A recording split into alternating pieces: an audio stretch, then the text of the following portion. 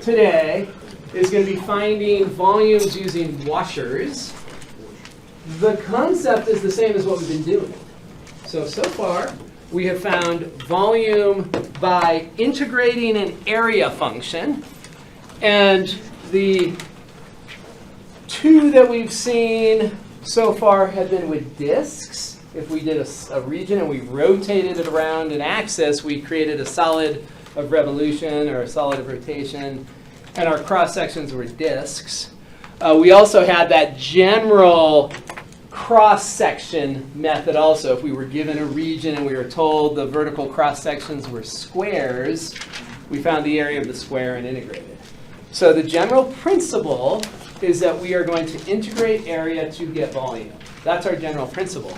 And we have different ways to find the area of the cross-sectional shape. So we've seen disks, and we're going to generalize that a skosh, and we are going to talk about a washer. And a washer is just a generalization of a disk, because a washer is just a disk with a hole in it. It's a disk with a small disk taken away. So this is, I think I had one slide prior to, oh no, okay. So the formula here, if you think about the disk within a disk setup, we are dealing with this type of scenario when we look at our cross-sectional area. And we want to have a function that just builds the area of that washer. And so the idea is going to be that we will have an outer radius, which we'll call r sub 0 or r sub O. And then we'll have an inner radius, which we'll call r sub I. So the area of the big disk is going to be pi r outer squared. The area of the little disk is pi r inner squared. Take the difference, and we're going to get the area of the ring. And that's our plan. And that's what this formula tells us. So the outer function is being represented by f in that formula. The inner function is being represented by g. Nothing more than a washer, though. And that should be an area that you're very familiar with by now. Finding the area of the outer disk, subtract off the area of the inner disk. So here's an image of an example. So we have a vertical element here. We are rotating around the x-axis. This is the vertical element at a random x value. And you should be able to visualize that when this element rotates around the axis, it's going to create that blue washer there. And because there's a gap between the axis of rotation and the region, that's why we get a washer. Right? We got disks when the region was touching the axis of rotation. There was no gap, so your cross-section was a disk and not a washer.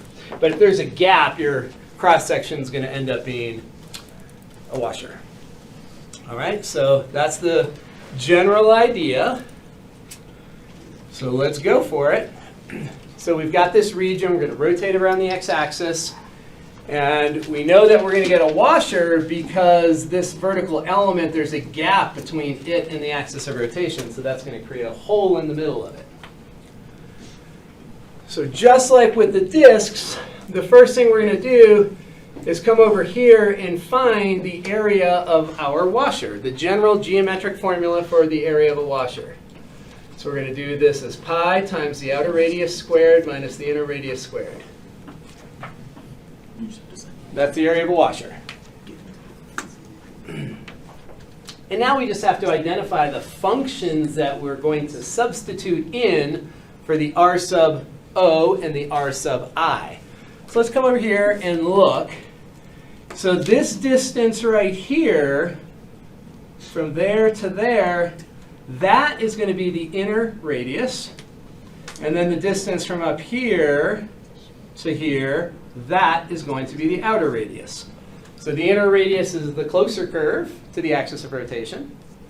The outer radius is the further curve to the axis of rotation. And we notice that our element is vertical. And whenever we're finding a vertical distance, we have to take the upper y coordinate and then subtract off the lower y coordinate. right? A vertical distance, upper minus lower, versus horizontal, where we had a right x and a left x. So vertical is a change in y, horizontal is a change in x. So we have a change in y.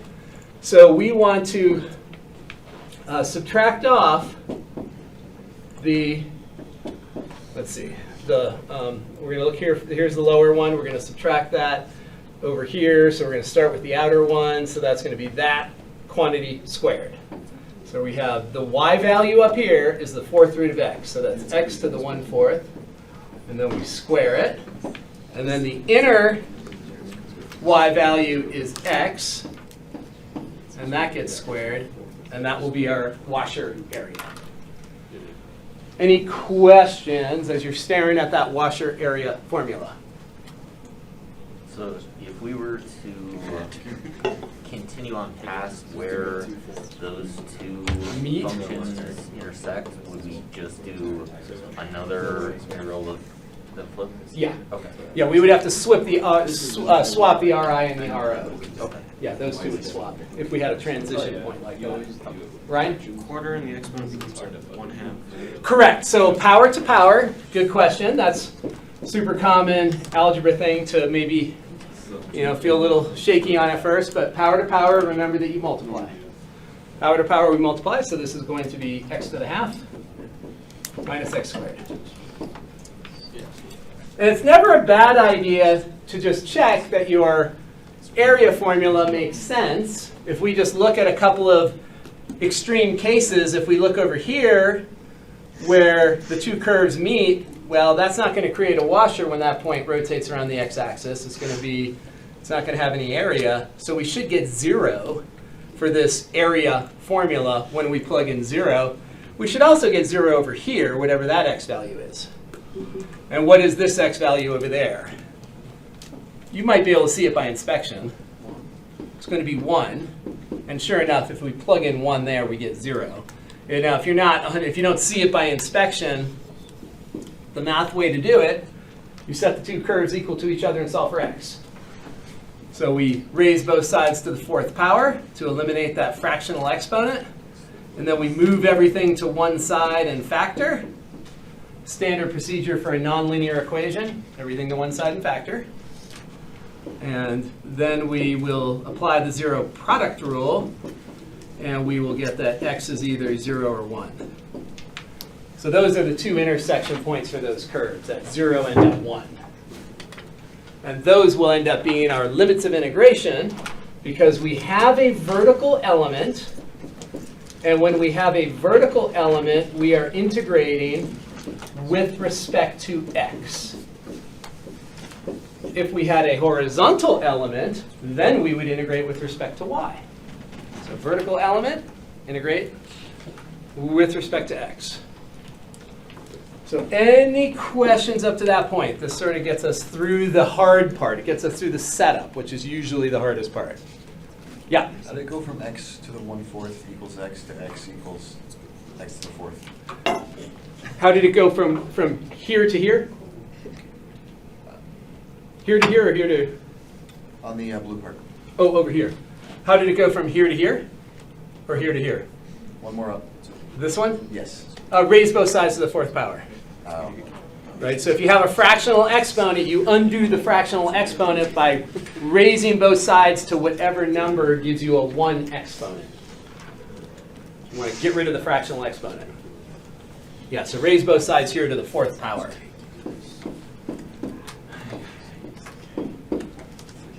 Okay, so now we have a routine integration. So our volume is going to be pi multiplied by antiderivative is going to be x to the 3/2 times 2/3 minus 1/3 x to the 3 from 0 to 1. And plugging in the 1 gives 2/3 minus 1/3, which is 1/3. Plugging in 0 gives nothing. So we end up with pi divided by 3 as our final answer.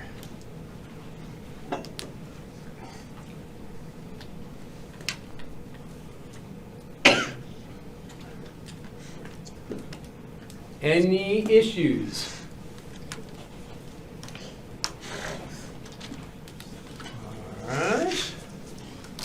do another one. So we have another region here that uses a vertical element. With many of these problems, you look at the region and you kind of decide, is it accepting a vertical element or is it accepting a horizontal element? And sometimes it's both. So here, we wouldn't ever choose a horizontal element because there is not any consistency with the left and the right curve. If you draw your horizontal element there, or there, or there, you have different things going on, so you would never choose a horizontal element. But if you choose a vertical element, it doesn't matter where you draw it. Same curve on top, same curve down below. So that's why we would choose a vertical element here, because it doesn't, there is that consistency for the upper curve and the lower curve all the way through. And once again, when we rotate that vertical element, it's perpendicular to our axis of rotation, so it's going to create either a disk or a washer. In this case, a washer because there's this gap, so it's going to create a washer. So how come there's x equals 0 and x equals 4 and not just like 0 and 4 in brackets? They could have done that. They could have said that x is between 0 and 4. They absolutely could have said that instead of saying this. They could have said that. Absolutely. Yeah, it doesn't matter. They could say these two curves on this interval, and that would be the same exact picture. So let's identify the radii. The inner radius is this one right here, closest to the axis of rotation. And the further curve is the outer radius. So the area of the washer, so our generic formula is pi times r outer squared minus r inner squared. Whoops, square in the wrong place. So that'll be our generic formula. And now once again, we are dealing with a vertical element. Vertical element is a change in y values. So we do the upper y minus the lower y. So let's see what's happening here. So the upper y here is going to be x plus 2. The lower y, oh, again, it's just x, so we'll have an x squared. So that'll be our setup.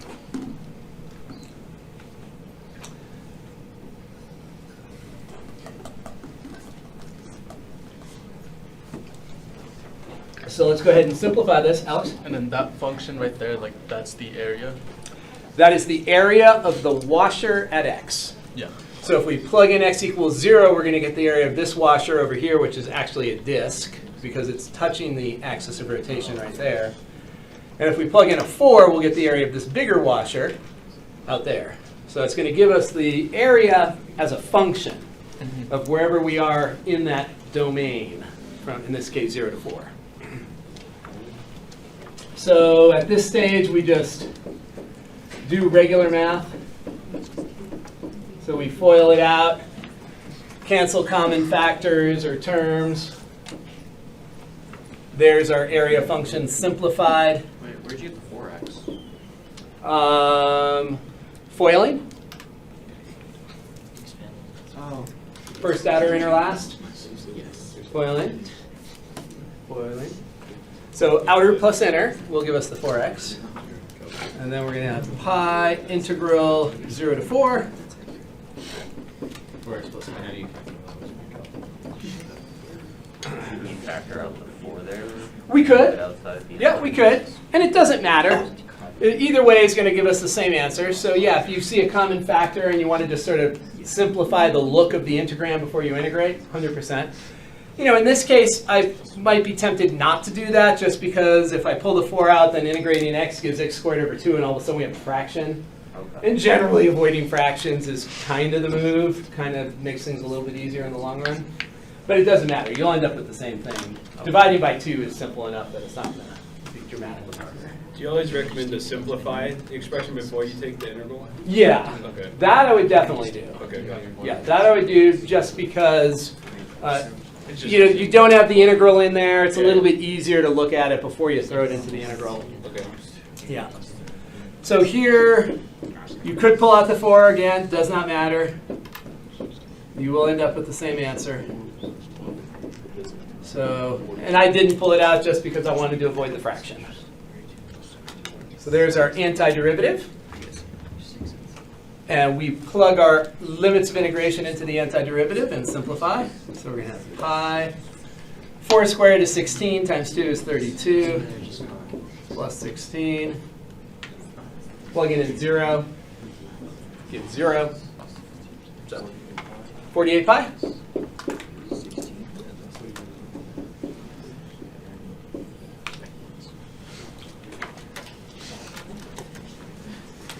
All right, any setup issues? Seems pretty straightforward. Yeah, what's the real question? It seems straightforward.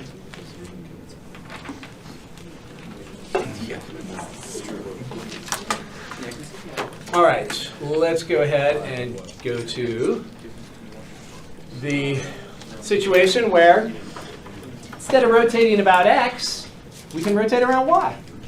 Doesn't matter. The geometric principles are all the same, right? Still have a washer. We still find the outer radius. We still find the inner radius. Use the same generic formula. The only difference is that we are dealing with functions of y instead of functions of x. We are dealing with x values instead of y values. Vertical distances are changes in y. Horizontal, changes in x. So we're just changing our perspective. So this formula here, same thing we just had for a washer. Pi r outer squared minus r inner squared. And then down here, they hadn't given us this formula formally yet.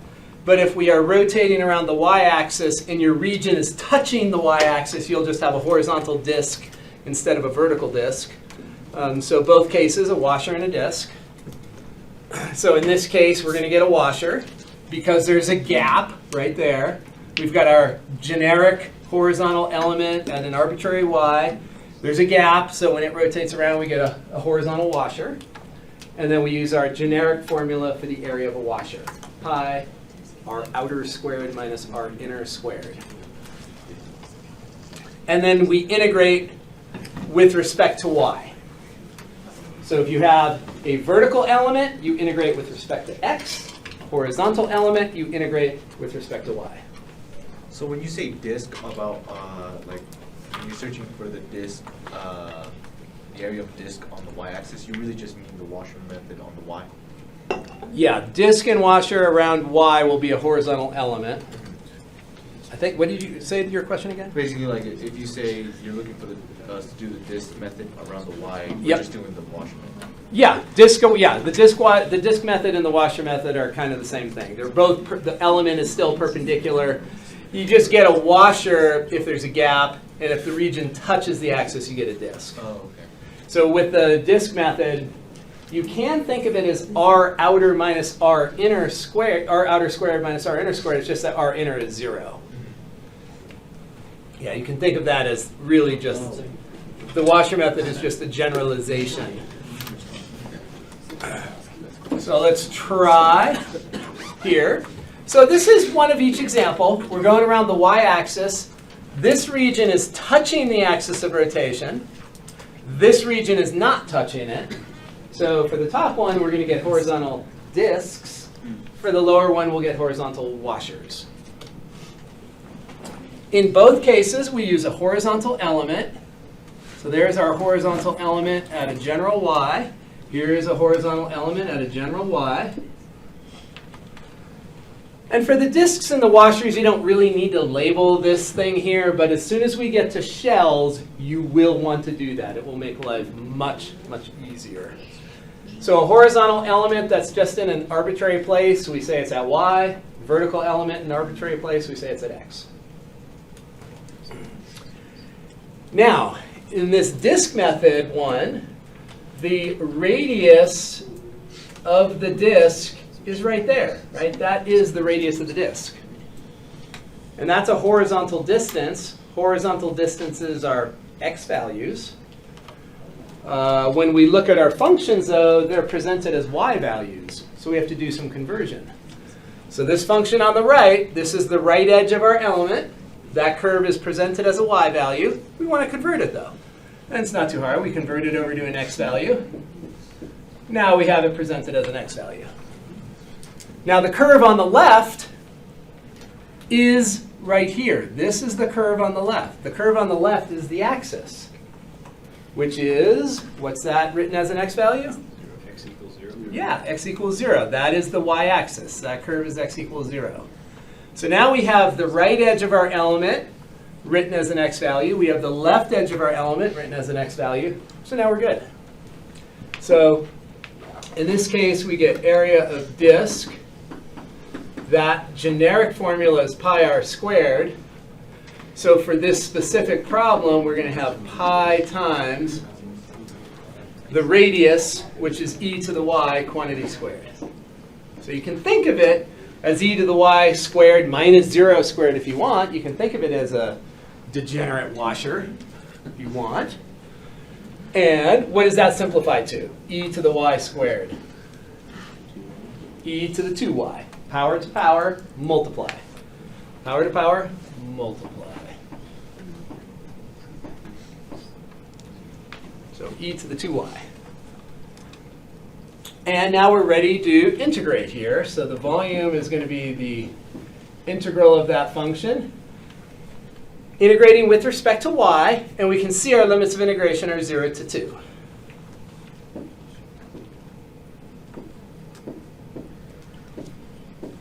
So that is our setup integral. So now we've theoretically done the hard part. As long as you know how to use the reverse chain rule, we have done the hard part. So when we look here, is everybody clear on when I say that that's a linear function? Right? The variable is y and its power is 1. So that's a linear function. It's got to be something of the form mx plus b, or in this case, my plus b. So a linear function, if it's a linear function, then we're going to use the reverse chain rule. So linear function. And if it's a linear function, that tells us go RCR. You could certainly use the U substitution technique. That would work totally fine, but it's going to add at least 3 steps. No point in doing it if that's linear. Simplest possible scenario if it's linear. So we want to take advantage of that. And our integral is pretty easy to evaluate because an exponential, when you integrate it, it is itself. That's where you start always. It is itself, so we're integrating e to the 2y, so we put down e to the 2y. And then we do what? Divide by 2. Divide by 2. Right? We divide by the derivative of the exponent there. And if you were taking a derivative, you would multiply by the derivative of the exponent there. It's called the chain rule. All right, so here, I think it's easiest if you factor out the constant part, or you move to the front, the constant part, and you think of the antiderivative part that you're going to be subbing into. You know, kind of make that as small a function as possible, pull the constant out to the front. Just makes it a little bit simpler. You don't have to, but I think it's a little easier. So then we plug in our upper limit. We get e to the 4. We plug in our lower limit, and we get e to the 0, which is 1. And that's it. So there is our volume.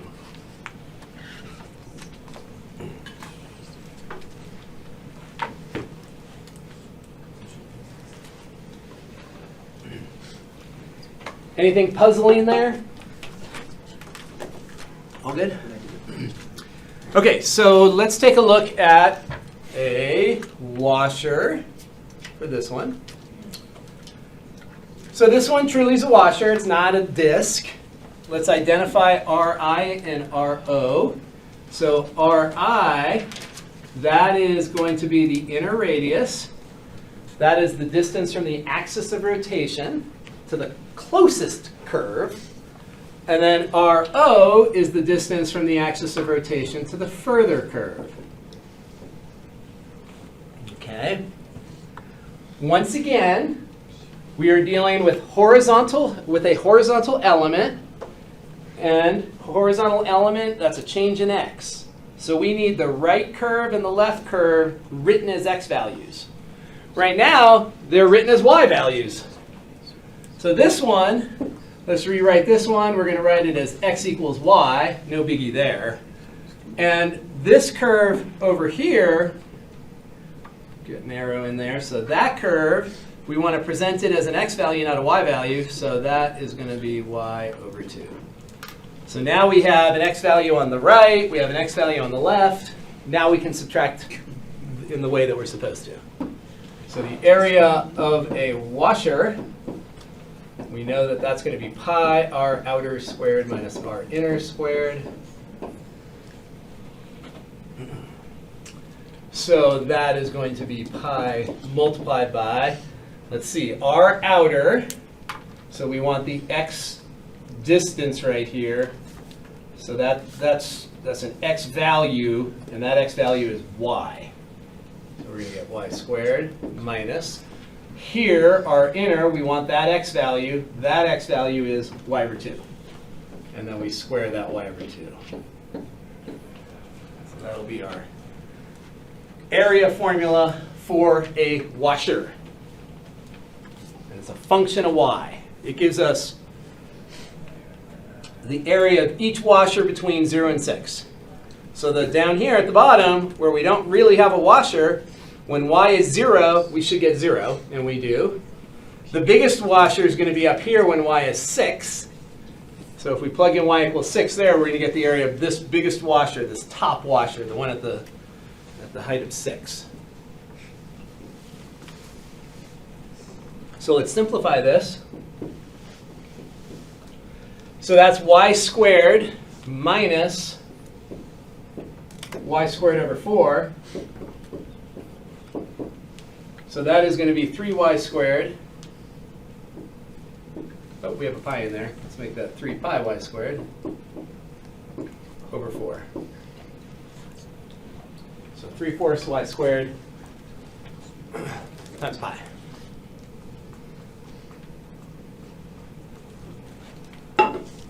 The volume is then the integral from 0 to 6. The 3/4 pi can come to the front, so 3 pi over 4 out in front. And all we're going to integrate is y squared with respect to y.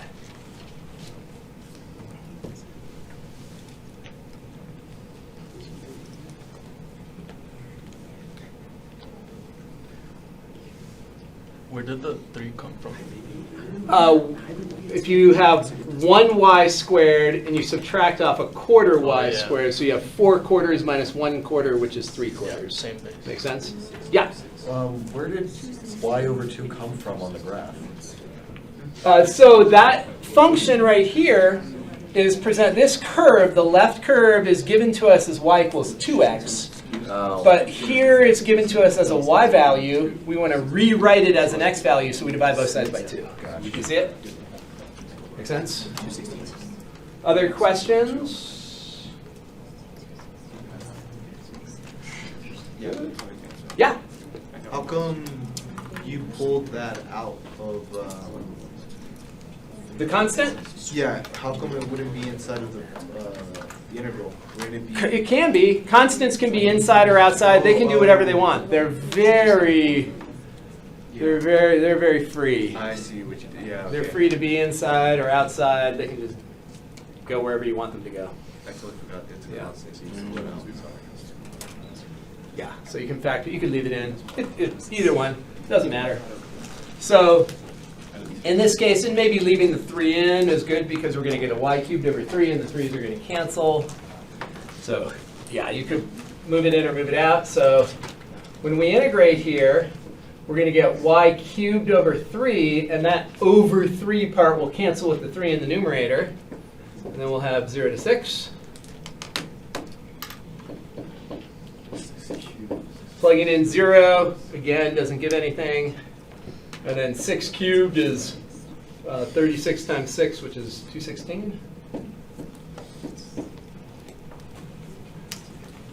And then That is in fact divisible by 4.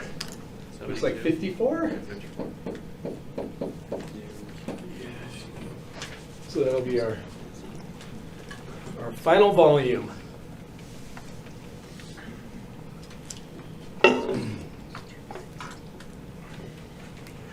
Good. Great. Yeah. Oh. No sarcasm. I didn't hear any. I detected no sarcasm. All right, let's take a look at another one about the y-axis. So I'll throw into our notes from time to time Desmos graphs with some things, just so if you want to learn how to graph better in Desmos. It's really easy to put a restriction on a variable in Desmos.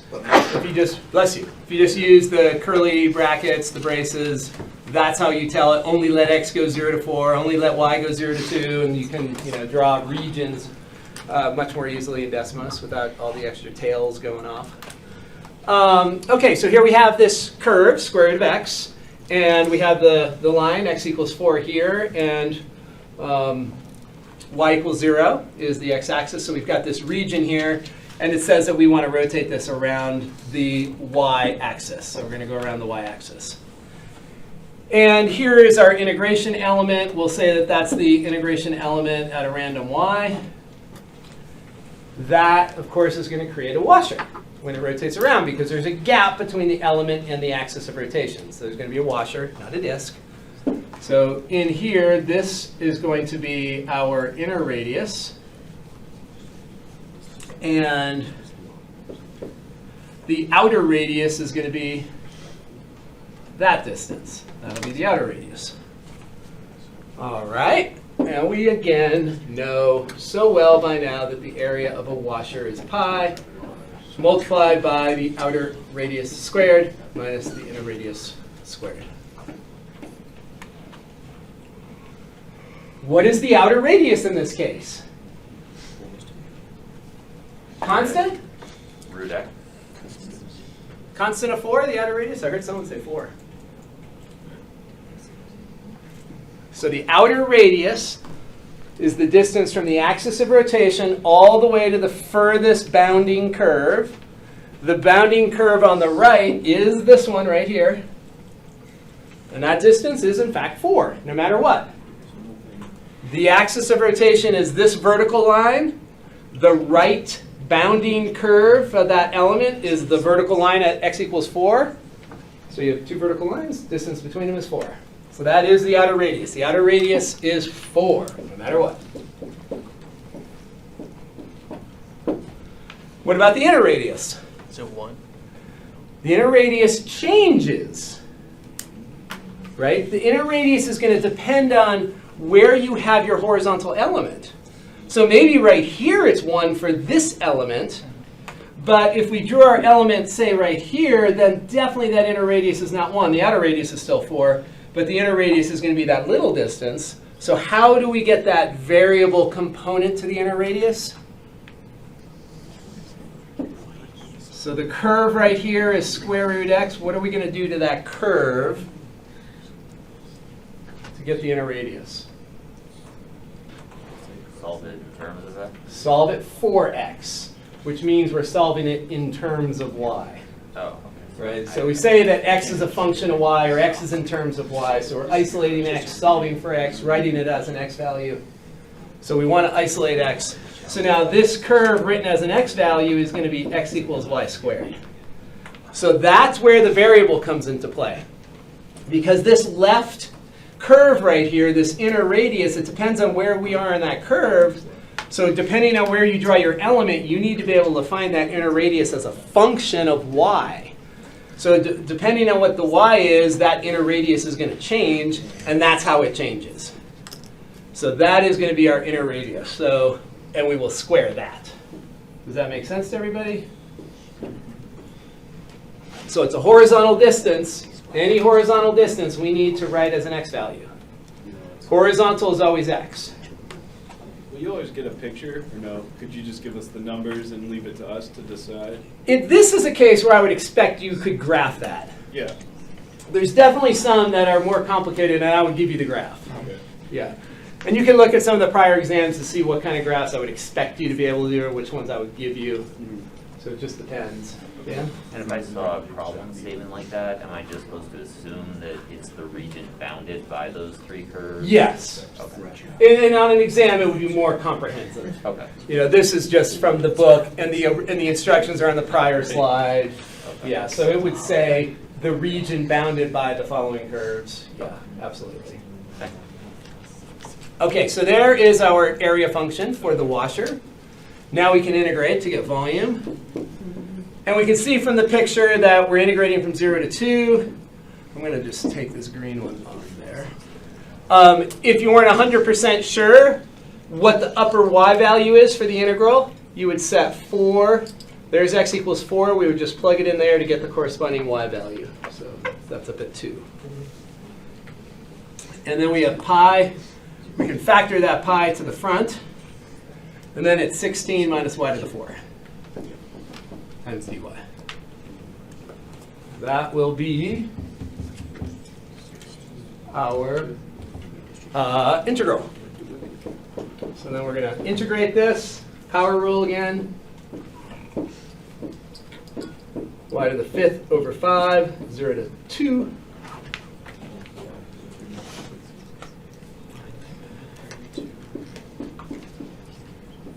Plugging in the 2, we're going to get 32 minus 32 fifths.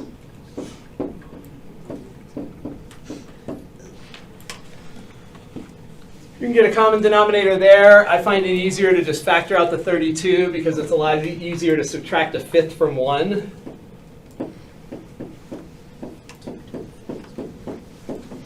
Factor out the 32, and we know that 1 minus a fifth is 4 fifths.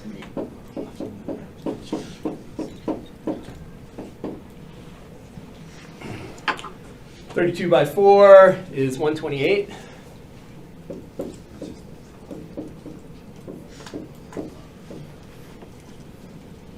And that'll be our volume.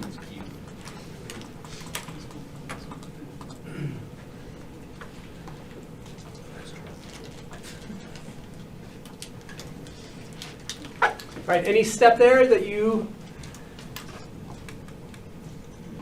have a question on? Question? No questions. I'm still a little lost on. Oh, great. Yes, on the inner and outer radius. Yes. Situation. Can you just like? Yeah, talk about it again. Okay. Absolutely. So first off, do you see that if this is our horizontal element, do you see that that's going to create this washer? Can you see that? When that rotates around the y-axis, that's going to create a green disc with a hole in the middle, so a green washer. And that inner radius is measured right in here. That's the inner radius, which is from the axis of rotation to the first curve. So here is the axis of rotation, and we want this horizontal distance between the axis of rotation and this. The black curve is the first curve, the blue curve is the second curve. So the black curve is acting like the inner curve. And so we want this horizontal distance right in there. And anytime we have a horizontal distance, it's going to be the right x value minus the left x value. Because we're dealing with the axis of rotation being the y-axis, the left x value is just 0. Right? The x values here are 0. So x value on the left here is 0, and the x value right there is dictated by this black curve. That is the x value for the black curve. Y squared is the x value for the black curve.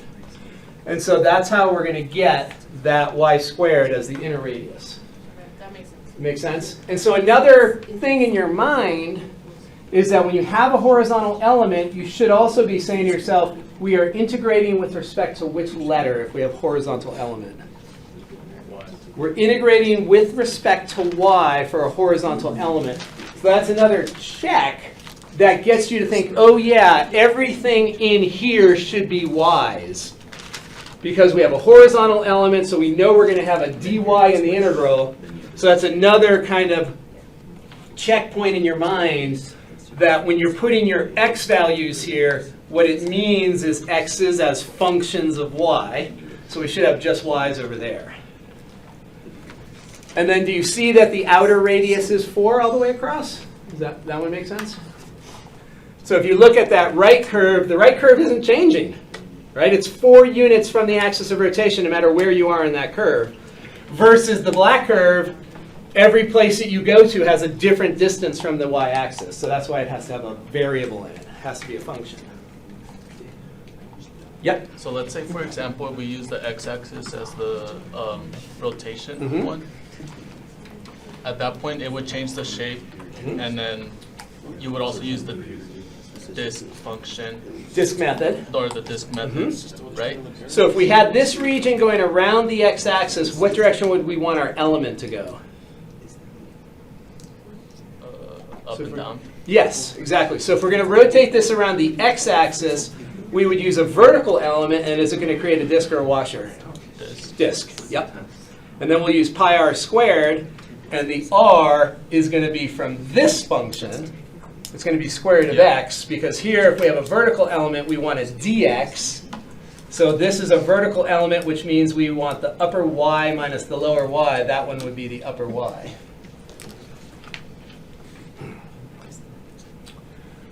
All right, let's try another one. So now that we have the hang of it, let's change the axis of rotation to be a random line. Although not totally random, we'll at least make it parallel to an axis of a coordinate axis. In Calc 3, you might have a region and a random line. That's a hard problem. Why? You will find out. That is a hard problem. When you're going to an axis that's parallel to a coordinate axis, it's just a heck of a lot easier. Okay, so we are going to rotate around this line right there, y equals 1. All of our geometric principles are the same. Vertical distance, y minus y. Horizontal distance, x minus x. All those things are the same. Disk, pi r squared. Washer, pi r outer squared minus r inner squared. All that stuff's the same. We just have to figure out what is what. So this curve right there, 1 minus root x, there it is. Y equals 1 is that one, x equals 1 is that one. So there's our bounded region. And we're going to rotate it up around that, around there, and it's going to create, some sort of bullet head looking thing. So the element right there, that is perpendicular to the axis of rotation. That's the only type we're doing so far, perpendicular to axis of rotation, disk or washer. Are we generating disks or washers in this case? Disks. So when this element rotates around, it's touching the axis of rotation, so it creates a disk, not a washer. There's no gap. If we were rotating around the x-axis, then we get a washer, right? Because there's a gap there. If we were rotating around the x-axis, we get a washer, not a disk. Going up, we are going to get a disk. The radius of the disk is right there, right? The radius of the disk is however long that element is. And that changes, right? Depending on where your element is, that element's changing in length from 0 up to 1. So this is our representative element at a random x. So we know we have disks. So we say to ourselves, okay, the area of a disk is pi r squared. So R is the function? What is r? 1 minus y squared. 1 minus, so it's vertical, upper y minus lower y, right? Anytime we have vertical element, upper y minus lower y. The upper y is certainly 1. The lower y, though, is this thing, right? So it's going to be pi times 1 minus this function, 1 minus root x. All right, so the upper y value right here is 1, no matter where you are in your region. The lower y value is given by that function. All right, so the upper y is 1, so it's 1 minus the lower y is this one. So it's 1 minus that function. You wouldn't convert that into like -1 plus, But we'll distribute the minus. okay. Yeah, definitely. We'll do that for sure. Yeah, we want to simplify that before we put it into the integrand. No, but what I'm saying is you wouldn't put that into terms of y. No, isn't this a vertical element? So we need dx, so we need x's. Oh, okay. Right? Vertical element, we always integrate with respect to x. So everything over there should be x's. Why isn't that squared? Because I haven't finished writing yet. Oh. Thank you. Is that what you were going to say? No. Okay. I was gonna ask if like, Thank you. if you could kind of flip it around, where like the 1 minus square root of x was the top, and the y equals 1 is the bottom. And then multiply by -1? Or not care because there's a square? I'm just saying, could you like kind of turn that? Like You- if I rotated that around Yep. 180 degrees, Yep. then Then this would no longer be that function. If you rotated this up here, Yeah. that's not that function, okay, right? yeah. We would, so you could do that if we knew what the equation for this curve was, which we could figure out. Okay. You could definitely do that. Yeah. You could do that. But I thought you were saying, so notice this. Because that's squared, I thought you were saying maybe you could just reverse. So let me ask you that question. If you have a minus b squared, is that the same thing as b minus a squared? No. So a minus b squared is a squared minus 2ab plus b squared. B minus a squared is b squared minus 2ab plus a squared. So they are the same. So that's what I thought you were asking at first. So if you saw that you're dealing with a square, you could say, you know, a minus b and b minus a quantity squares are the same. So that's why I was kind of. So you could get away with a shortcut there. Or, So anytime it's perpendicular, it's gonna have to be in terms of x, and every time it's horizontal, it has to be in terms of y. correct. And then how do we tell when it's gonna have to be horizontal or perpendicular? So, good question. Usually, you're told.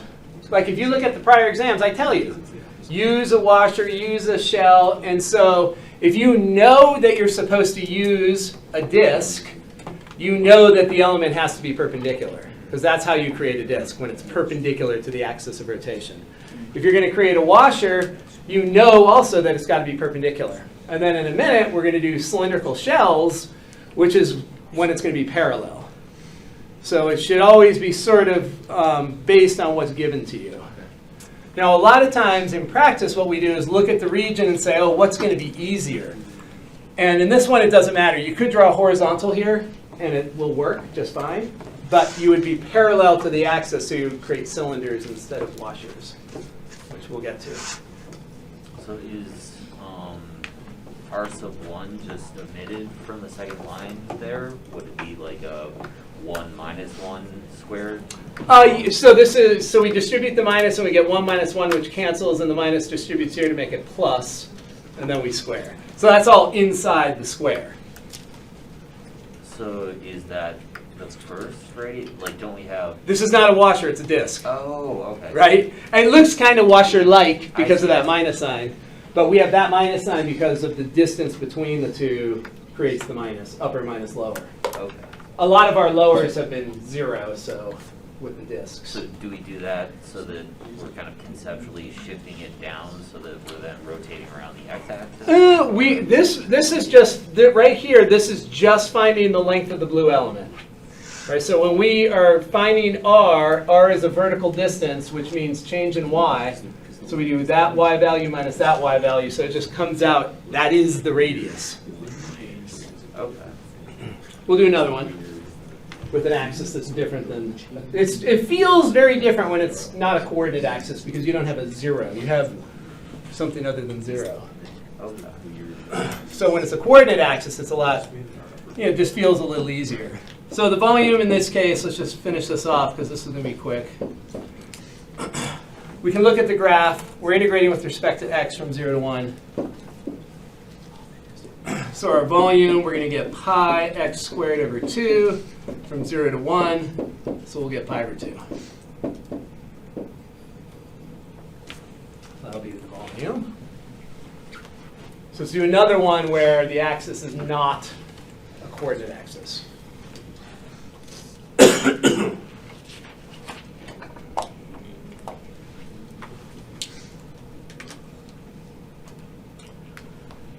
Okay, so here, region bounded by those 3 curves, and we're going to rotate around x equals 4. So we're rotating around this line x equals 4. So our region is this region in here. That's our big R, and it's going to rotate around, creating some solid object. And we're going to use a washer. So our same geometric principles apply. We want our element perpendicular to the axis of rotation, right? Because that's going to create a disk or a washer, in this case a washer. We know that we need the inner and outer radius. So this distance right here, this is the inner radius. And that's changing, right? It should be a function. Because as you move vertically, that inner radius is shrinking. Right? If we're up here, the inner radius is smaller. Move up here, it's even smaller. So it should be a function.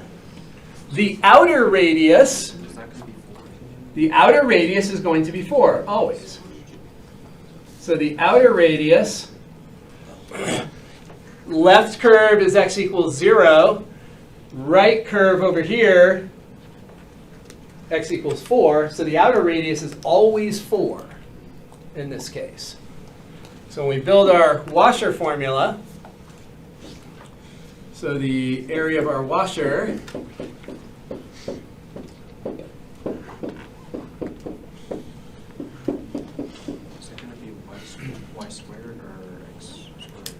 so 4 squared minus, this curve right here is y equals square root of x.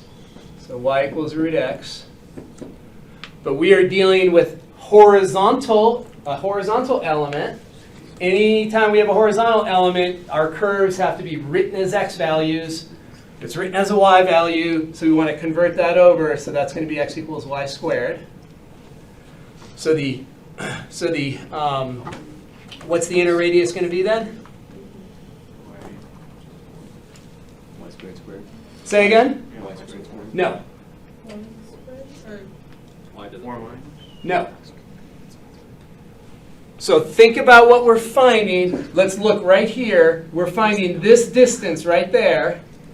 Oh. That's a horizontal distance. 1 minus y squared? So we close. So we have to do right x minus left x. What's the right x? 4. And then the left x is y squared. So the right x over here, this is x equals 4 right there. The left x right there is y squared. So it's going to be 4 minus y squared quantity squared. So that'll be our setup. So 4 minus y squared is the inner radius. And inner radius is always the closer one, right? It feels a little funny because we're saying the inner radius is the curve to the right, but that's because our axis of rotation is to the right. Alex? I get why you switched how we got y squared, but why is it 4 minus y squared? So if we're over here, and this is at x equals 4, and this is at x equals 1, what's that distance? 4 minus 1. So this is the x value on the right, this is the x value on the left. In this picture, the x value on the left is changing. The x value on the left is y squared. It depends where we are. Like if we are right here at y equals 1, then this x value is 1, so this distance is 3. It's 4 minus 1, which gives 3. If we were up here at 3 halves, we come over here, right? If the y value there is 3 halves, this x value is whatever it is down here, 2 point something. And that distance would be 4 minus that 2 point something. So we have to subtract off right x minus left x. And why didn't we have to do that in the other ones? We did. Oh, we did. For anytime we had a washer. anytime we had a washer, we had to do either right minus left or upper minus lower. So if we look at the prior one, this is a disc, not a washer. So, but we're still doing the same thing. When we're finding the radius here, we have to do the upper y minus the lower y, which is how we got that. So regardless, we're always doing a right minus left or an upper minus lower for all of them. Okay, so let's simplify this messy looking area. So we're going to simplify by foiling. So let's do it one step at a time. So we'll foil that quantity in the right parentheses there. So foil that out. And then we distribute the minus and collect like terms. And when we distribute the minus and collect like terms, the 16s will cancel.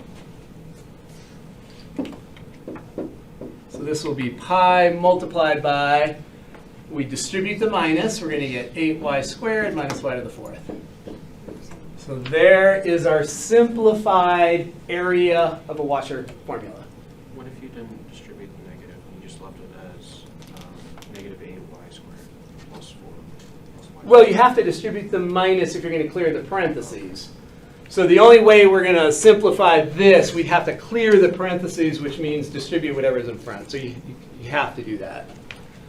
All right, now we integrate. So volume will be the integral of this. And our y values, if we look at our picture, 0 to 2. So that's given. And power rule, not too crazy.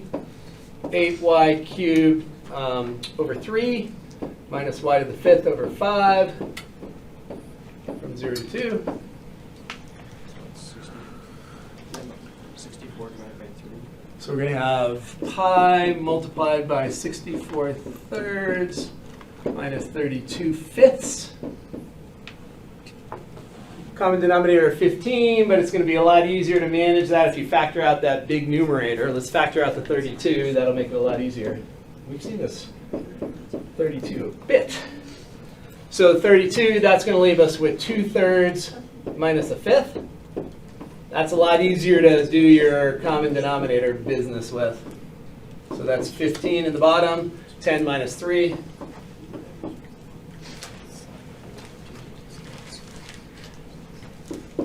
So we're going to end up with 7 multiplied by 32, so that's 210 plus 14.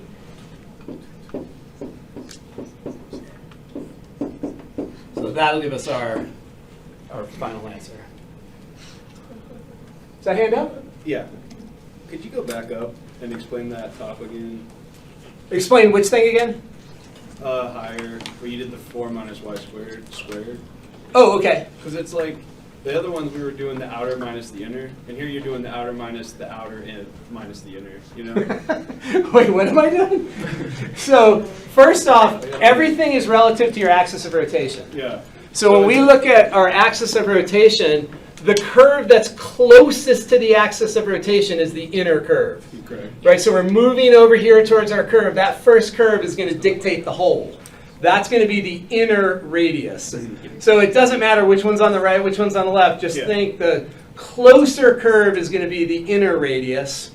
And the further curve, so there's our element. And there's a curve on the right of our element and a curve on the left of our element. The further curve is the outer radius. The closer curve is the inner radius. I get all that. Oh, good. Like if you would have had me do this, I would have just put 4 squared minus y squared squared. So I'm like, where's that 4 minus y squared coming from? That's the length of this green piece. Isn't that just y squared though only? No. Y squared would give you, if you, that would be this distance right here. The y-axis versus our axis of Yes. rotation. Okay. Yeah. That's the difference. Yeah, so we're starting over here. Gotcha. Because this green element is horizontal, Okay. so you can think of it this way. Yeah. 4 takes you all the way across, there's 4.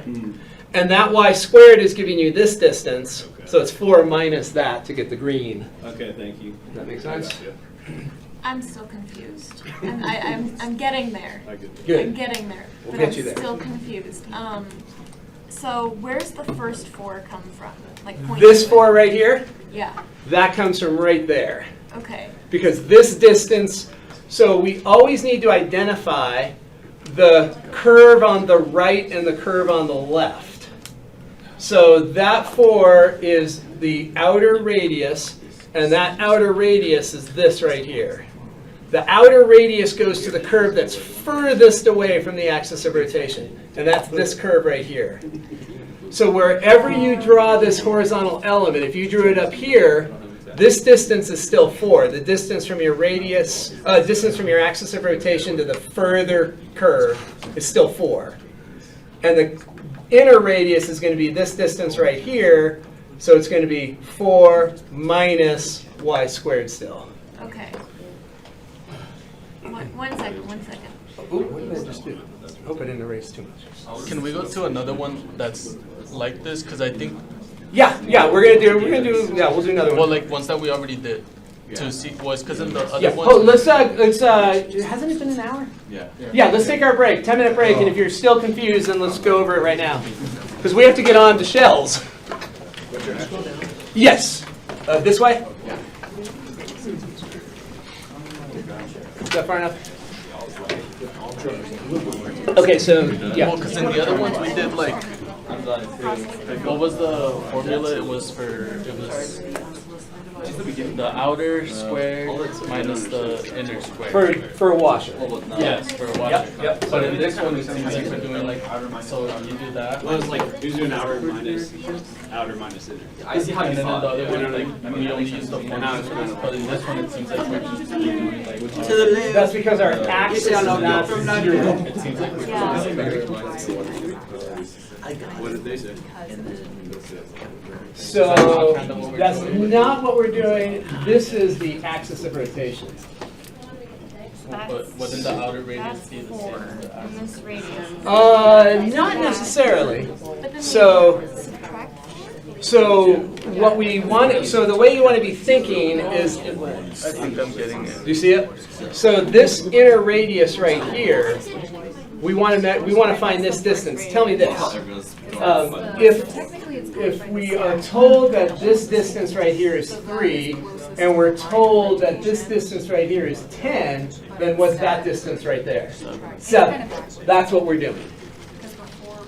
So to get the length of this green element here, we're going to take the length of all this, which is 4, and then we're going to subtract off the purple length right here, which is y squared. I see. So, You see it? yeah, so if this was the axis of rotation, Oh, that's okay. Yeah. it, Yeah. I think I'm getting it. So if Yeah. this was the axis Yeah. of rotation, we would still have 4, but then for this one, it So- would just be the equation. Not So the outer radius would be 4. Yeah. Outer radius would be 4, and the inner radius would just be that. Yeah. Yeah. Oh, so that's. Yeah. Oh, it's, So the total difference is just that the axis is moved. yeah. So you always have to use whatever the x value is for the axis. Okay. So this 4 right here is the x value for the axis of rotation. We're technically subtracting. That. Make sense? Yeah. Question, Ryan? So it's almost like For in both instances. Well, not technically. This What's our region here? represents more of this board represents that. Which region are we going to rotate around? It doesn't matter. That's the question.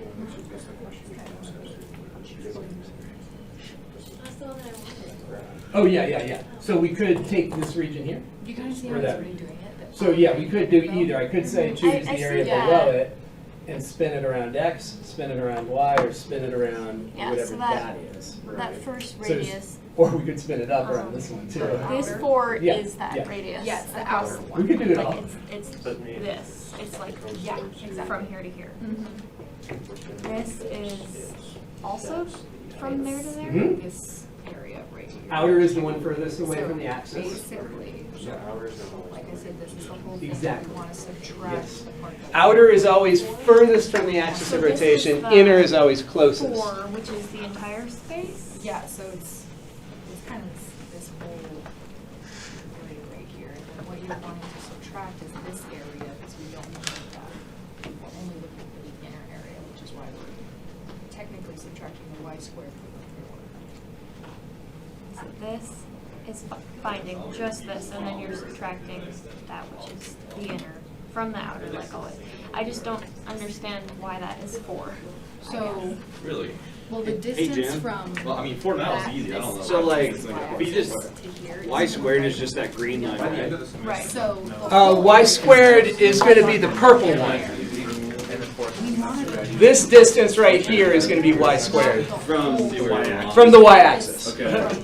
not from. So that, right, that's what a function, like if you write x equals y squared, you're measuring how far away you are from the y-axis. But you want that. The distance is 4. So if we're trying to figure out the length of the green one, this is what we're doing right here. Let's see if I can interpret. If we want I think if we want that distance right here, Right? let's just call that When you're trying to. our inner right there. If we want that distance and we know the total distance is 10 and we know the inner distance right there is 3, then we know that this distance is 7. Yeah. So that's what we're doing. Subtract this. Yeah, it just clicked. It just clicked how it works. Okay. Yeah, that is the idea there that we're doing. We know the total distance is 10, we know the close distance is 3, so we want that distance over there, which is the full distance minus the inner distance. That's the idea. Oh, I know why. It's gonna make this full. You. I just need to go and try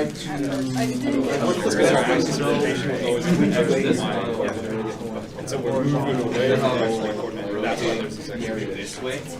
So it depends on I just answered it. what your shape is. Okay. So if you want a disc or a washer, you know it's always got to be perpendicular. Shell is What I was there. missing is So that that's usually going to be distance, 4 minus y squared, and then at the end you plug in the values.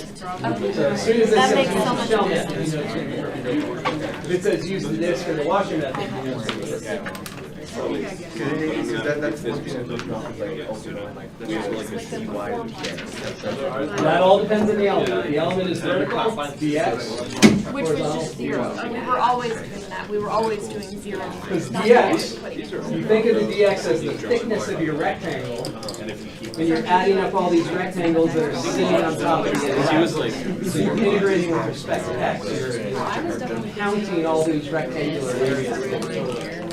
And if the horizontal is the element horizontal, then that's with respect to y. Because the thickness here is dy, so you have a bunch of these horizontal rectangles, and you're counting them up with respect to y. But it's good until you get. Well, I mean, it's still, I'm like, let's say this wall, probably could be added like a chunk like that, stack it up like that, right? Yes. So if we're dealing with washers and we're doing a horizontal element, we're doing a stack of washers. If we're integrating the other way vertically with respect to x, we're thinking with the washers are acting like that. You know, That, like that. like, See it? yeah, now I'm seeing it. What's that? Everyone likes X. He said it'll be simple. Everyone likes X. That would help a lot right there. Yeah.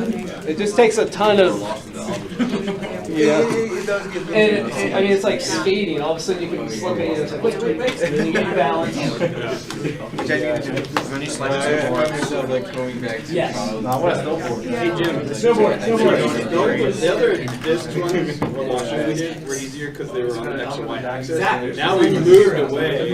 That's what's changing. Yes. That's where I was like, Exactly. I was like, the other ones seem so straightforward. Because you're always subtracting out at 0 if you Yeah. have an axis of rotation that's at x0 or y0. That's the big change. That's the big change. Okay, gotcha. So the principle is the same. Every time we have horizontal, it's right minus left, Yeah. or upper minus lower for vertical. It's just that if you're not rotating around a coordinate axis, then all of a sudden, So if we had two curves, you would have like outer minus center. Minus, yes, outer minus yes. center. If we had two Yeah. functions that are not, yeah, it's like here, You're the trying to left phase curve yourself is, up there. yeah, the left curve here is a vertical line, so it's a little bit easier than if it was actually a curve and curve. Yeah, okay. Which we will get to. Okay. I'm sure we will. Of course, we will get there. Of course. Concern in the membranes, you know. Triangles. We get a great sheet. I might take a drink off of it. That explains it. Okay. Unless never heard of those. You ready for Taurus?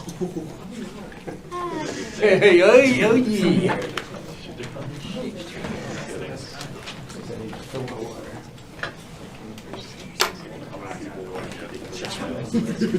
Last semester, I don't remember everything from the beginning. I think that the part of It's fun once you understand Yeah. it. Right. I remember Confused and lost. it's called working on something. That's no shapes. It's called owning your own house. As soon as I throw it out, like, You drive motorcycles? Only one at a time, though. Say what? We lost the square triangle circle.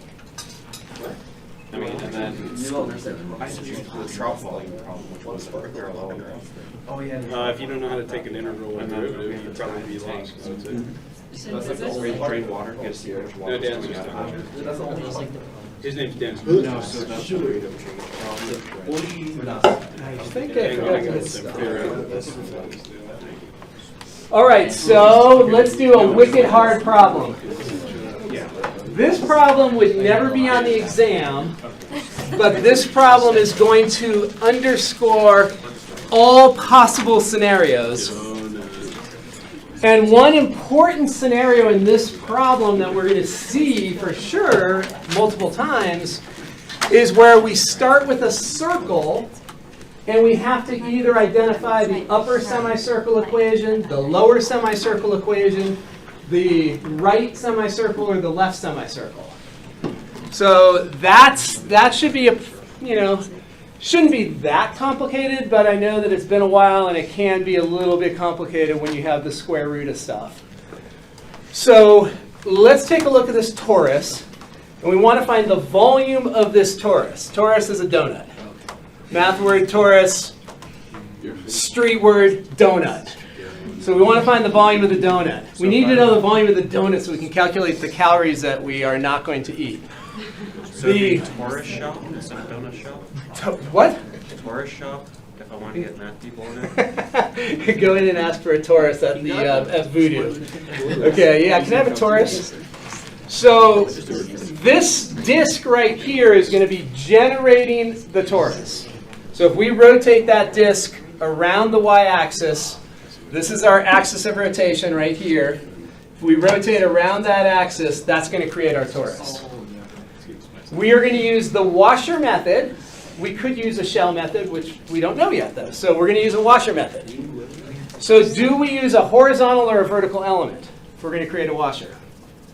Horizontal. It's got to be perpendicular. So let's draw a representative element right there. So here is our representative element at y.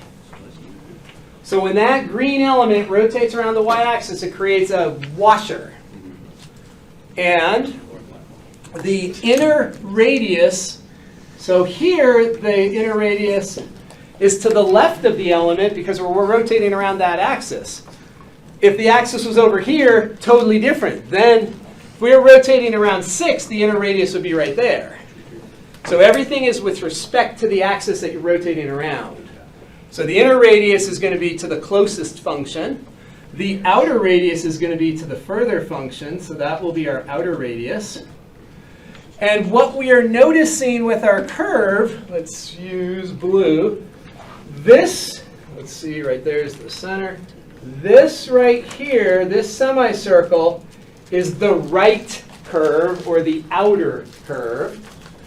And the other semicircle, well, let's just keep it black, I guess. So the black curve, this is going to be the left curve right there. So we have two semicircles.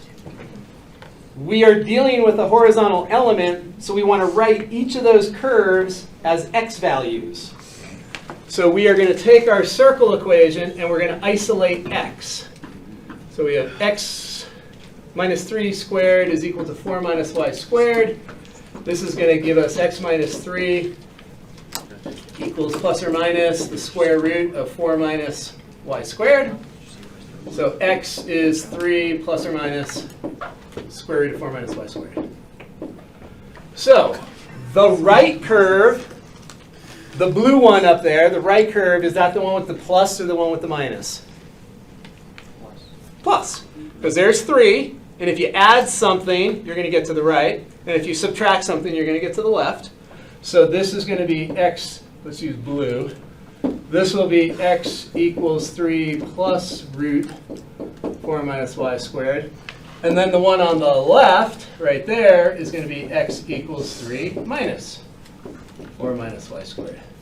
So now we have both x values, right and left. So I have two questions. One, couldn't you just do, like find one of them, one side, and then put 2 for symmetrical?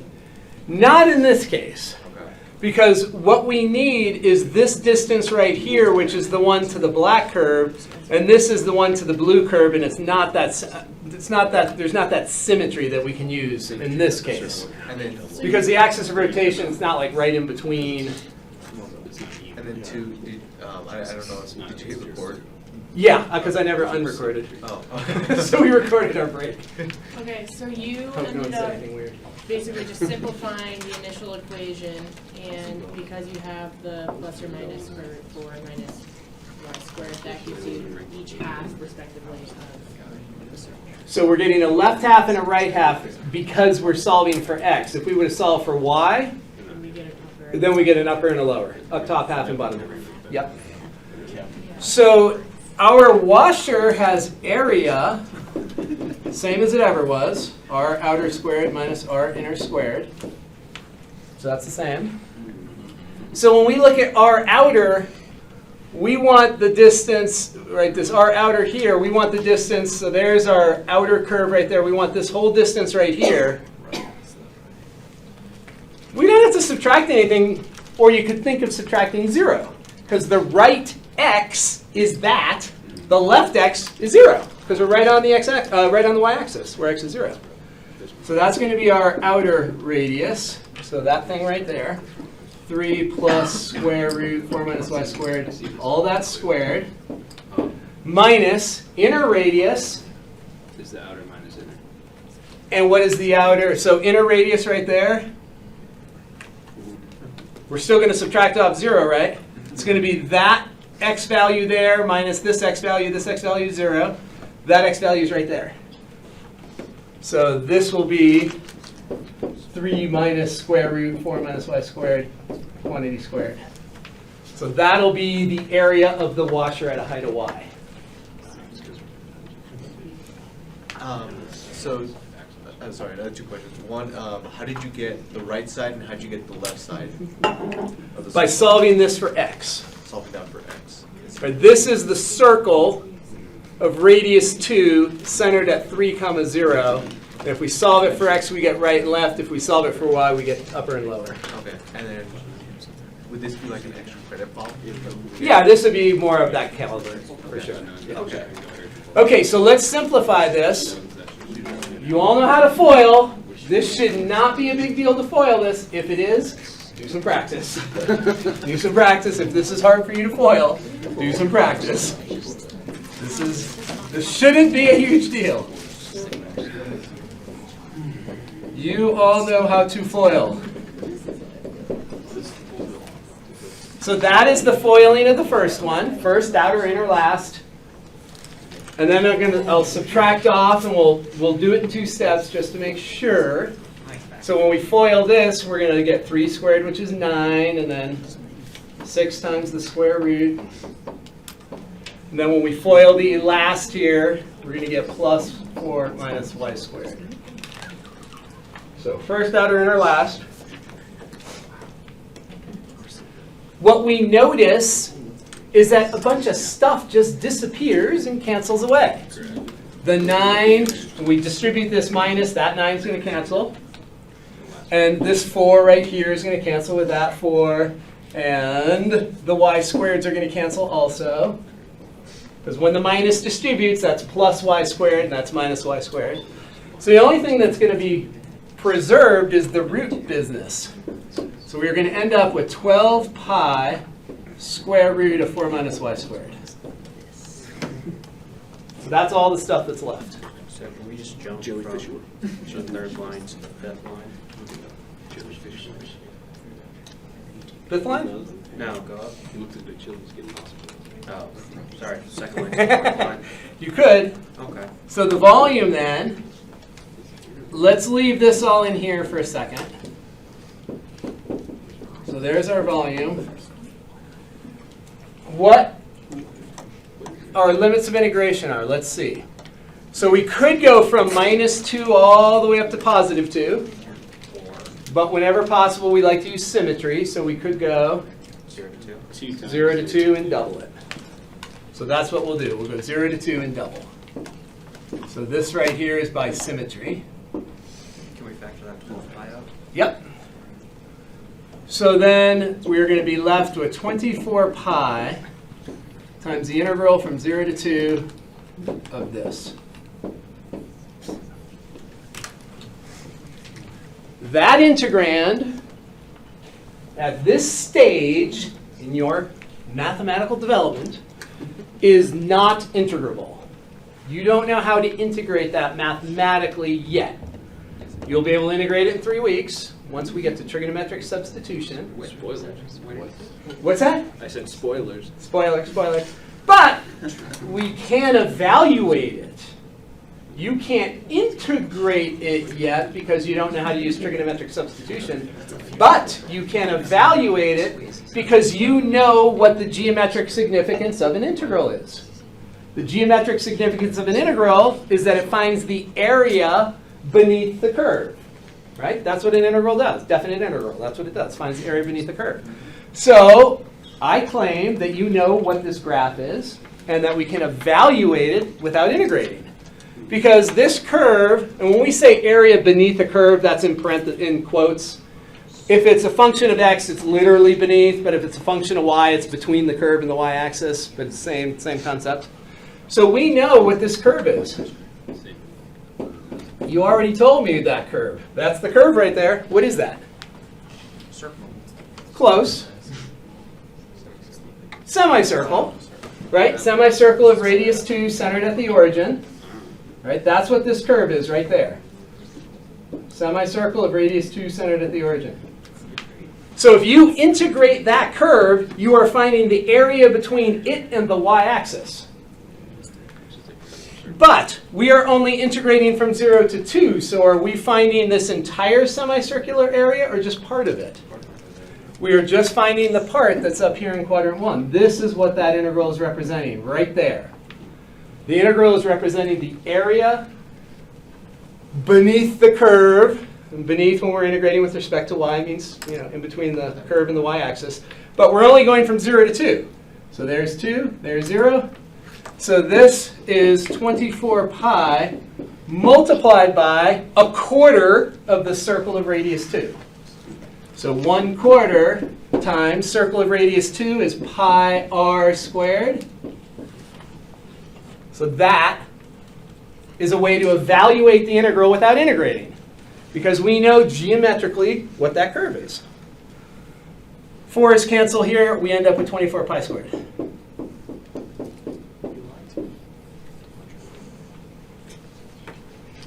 You need the Staples button.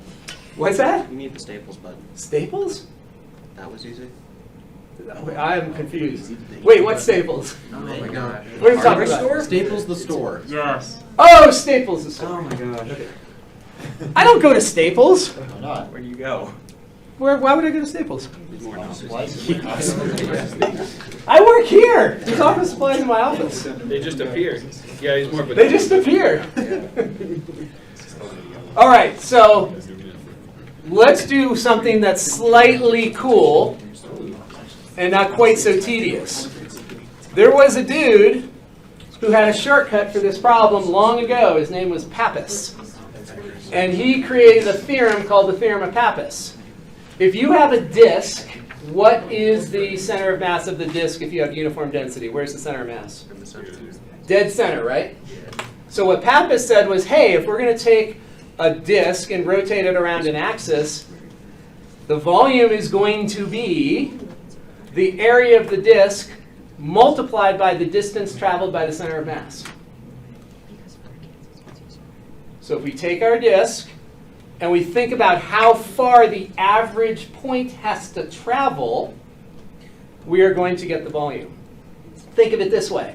If you want the volume of a cylinder, don't you just take the area of the base and multiply it by the height?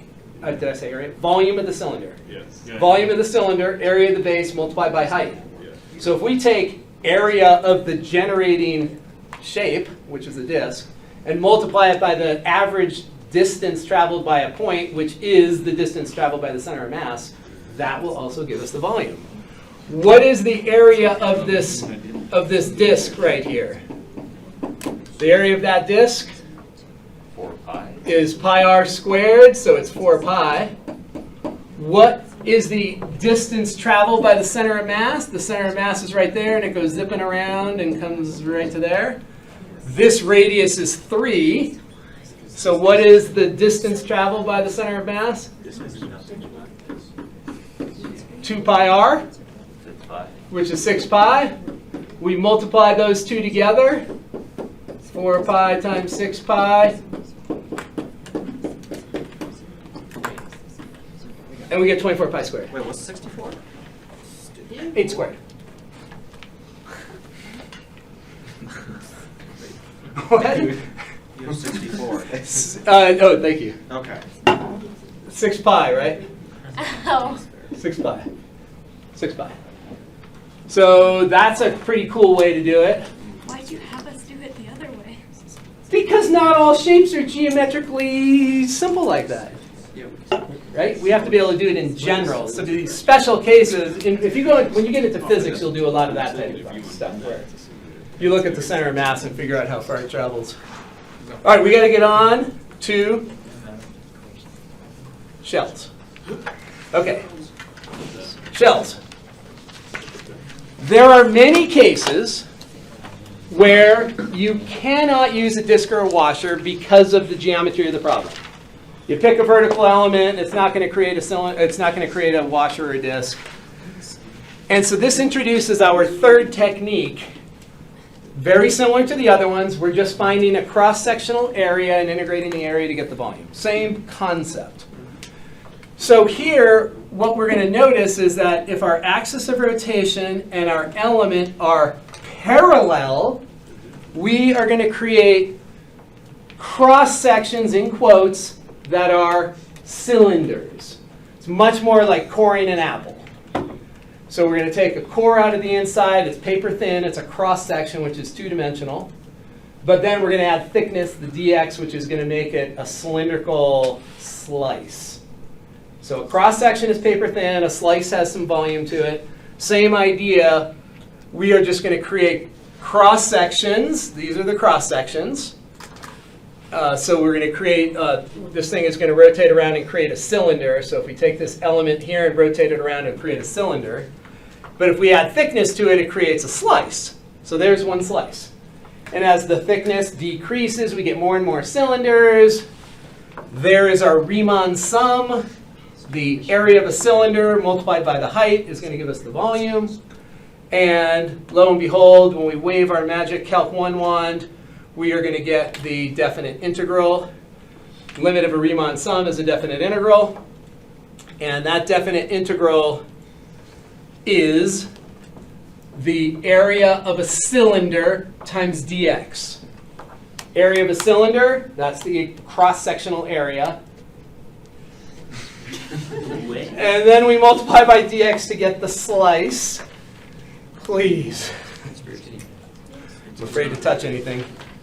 So that is going to be our formula for a shell. So it's still basic geometry. The area of a cylinder, 2 pi r h. 2 pi r is the circumference of the base multiplied by the height. And this is a general case. The shell height, it could be a function minus a function. A lot of times you're dealing with an axis which has a 0 value, so then it could just be 2 pi rh. So we'll see. We'll see an example. So right here, when you look at that region, you want to draw a vertical element. You do not want to draw a horizontal element.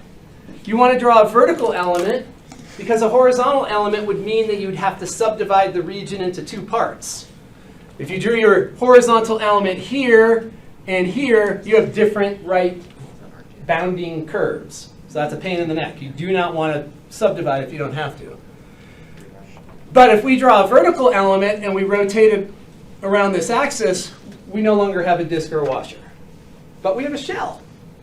Finding the area of a cylinder is not hard. So, the area of a cylinder is 2 pi RH. Circumference of the base multiplied by the height. That's how you find the area of a cylinder. So now we just have to look at our element and figure out where the R and the H are. Isn't this distance right here the radius? Yes. Right? So what is the radius? R. In terms of x or y? That radius is definitely not 0. X. X. Oh, Right? X is the radius. Right? If we draw an element that is x units away from the y-axis, well, then the radius is x. Right? That's what that x represents. It represents the distance over to the y-axis.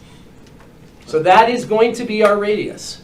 The height is right here, which is the function. And we have a vertical element, so what letter should we be integrating with respect to? X. Vertical element, integrate with respect to x. Alex? And it's the radius to our element, right? It's the radius from the axis of rotation over to our element. So it's the distance from the axis of rotation over to the element that we've drawn.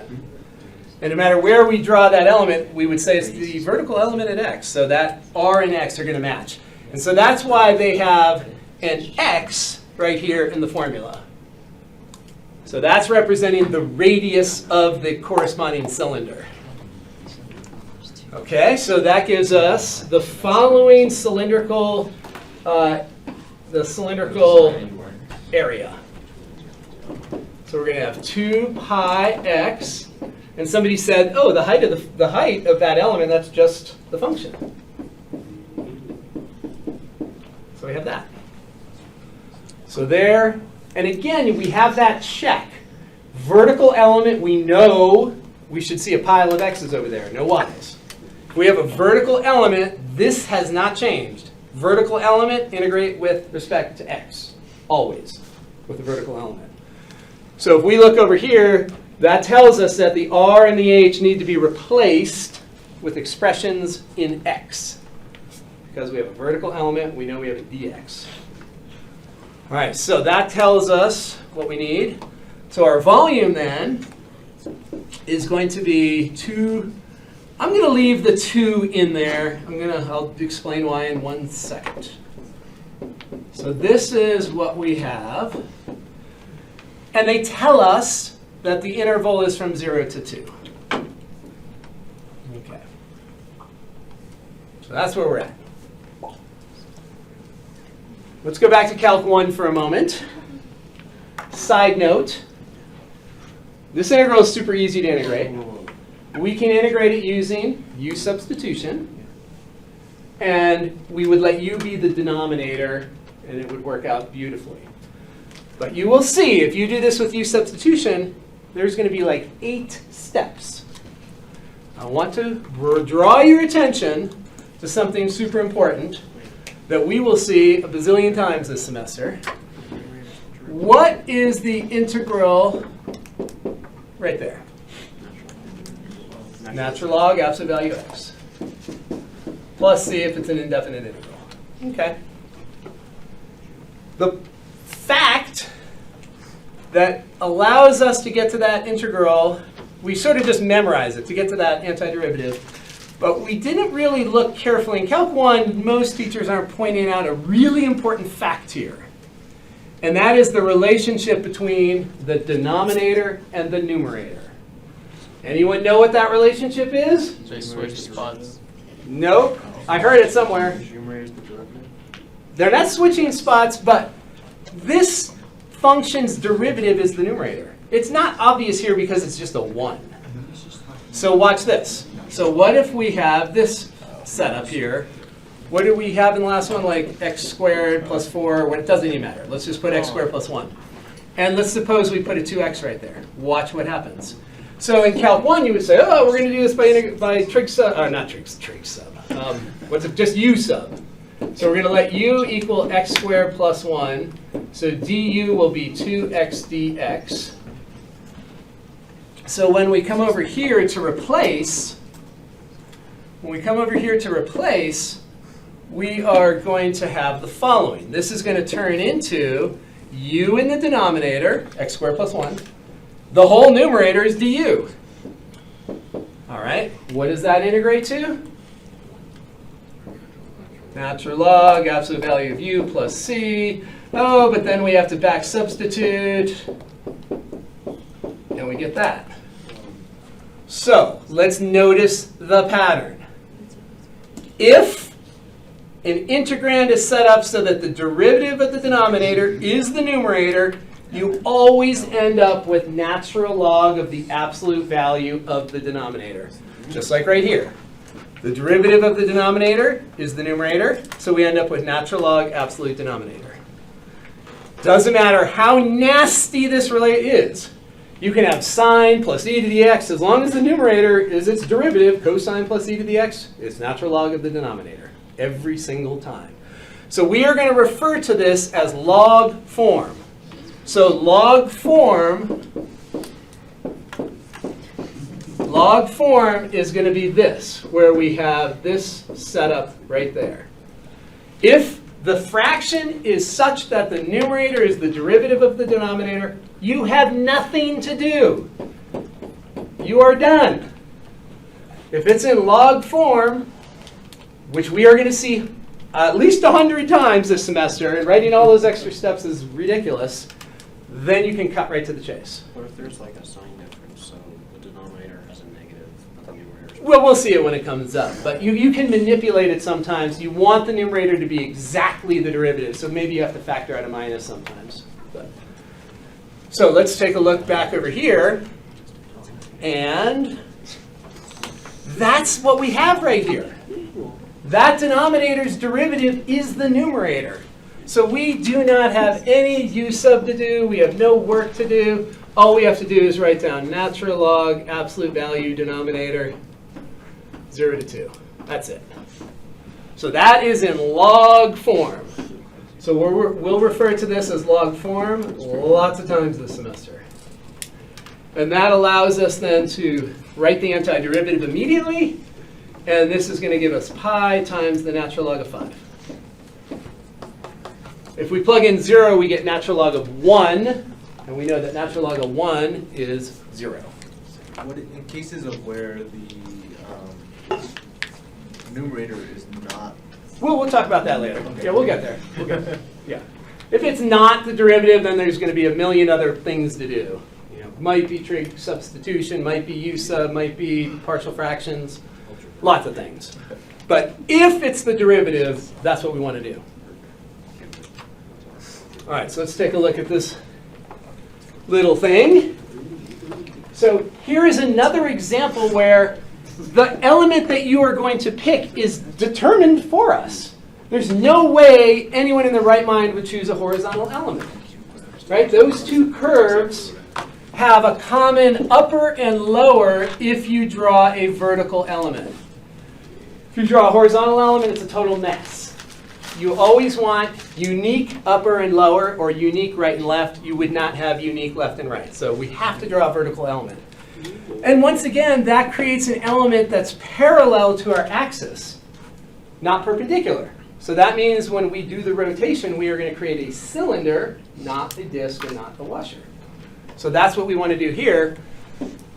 And what we are going to notice is that, okay, well, when we rotate around the y-axis, we get a radius, and right here, we get a height. So we are getting a cylinder.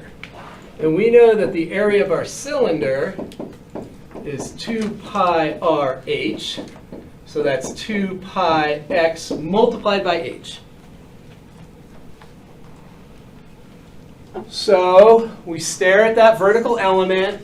Very slowly and carefully we say it's vertical. Vertical distance is change in y. We want the upper y minus the lower y. We come back and look more carefully.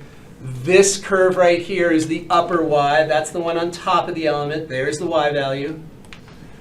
The lower curve is right here. There's the y value for the lower curve. So if we want that vertical distance, we're just going to do upper minus lower. A little bit messy, of course, in this case, but it's not that complicated to write down. So upper curve is this one, negative x squared plus 4x plus 2.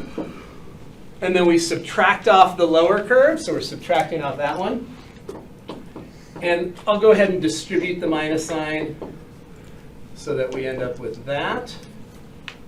Wait, you said upper and then lower? Upper minus lower. Upper minus lower. And then we can simplify what's inside here. The x squareds cancel. We get 10x minus 8.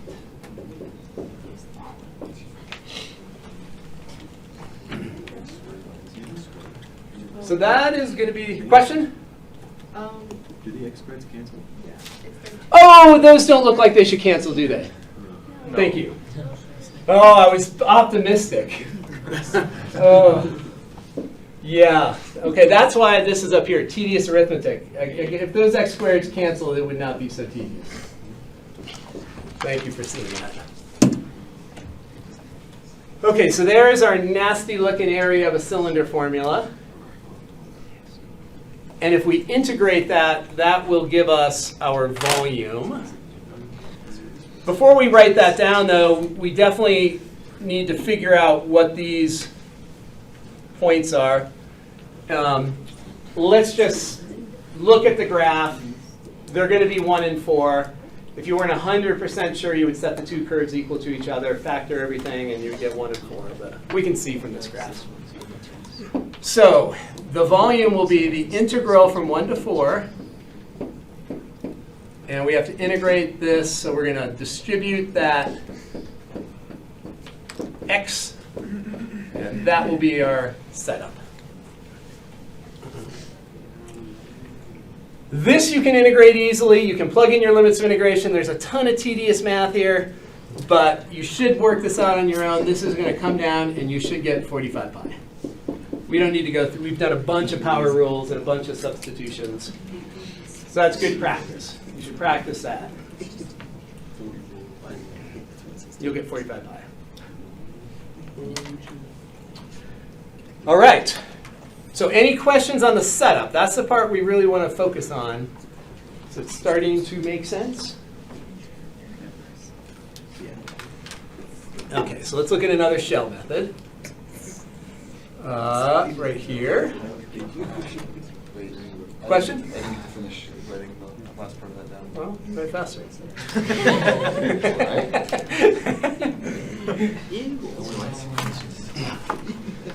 It's already in your notes. It is. I just like writing down. I do. Lots of good things to do. Writing, if you don't write anything down, what's going to happen? Just You can forget, or you can fall asleep.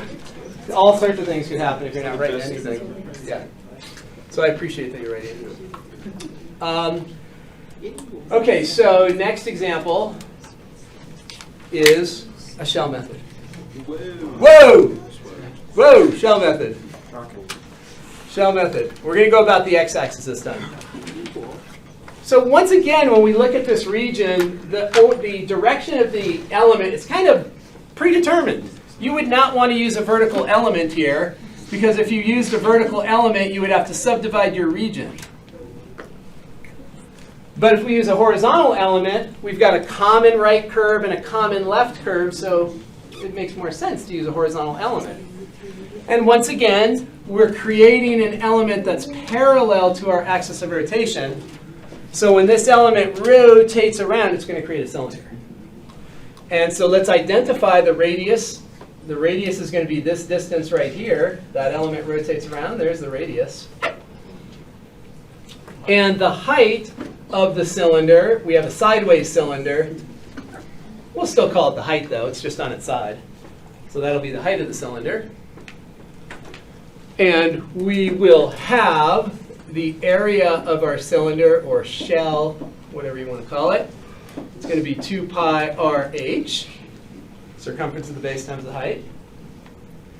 This will be 2 pi. And what is the radius? Y. Y. Yeah. So now you can see why it's really helpful to label your horizontal element at Y, your vertical element at X, because with the shell, that's going to play a role in the area of your cylinder. So the radius is going to be y. And then the height is going to be... So let's think about the element. It's horizontal.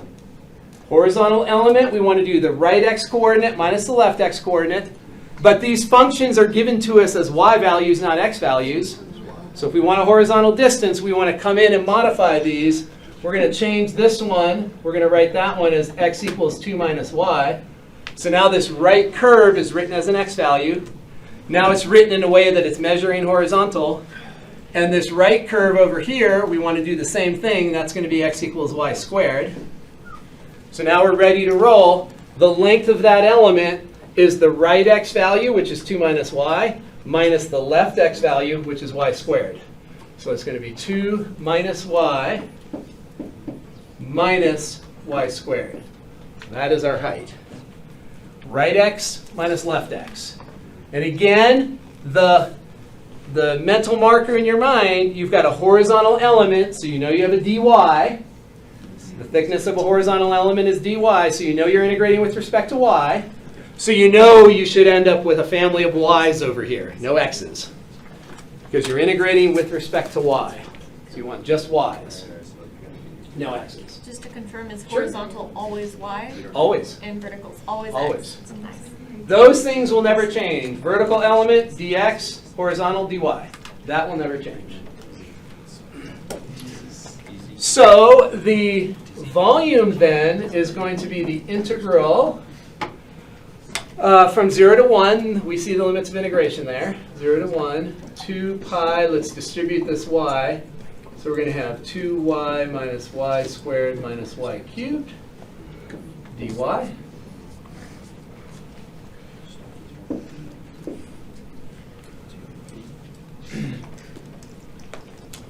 And pretty easy integral again. So this volume, we could factor out the 2 pi. Integrating with respect to y, we're going to get y squared minus y cubed over 3 minus y to the 4th over 4, going 0 to 1.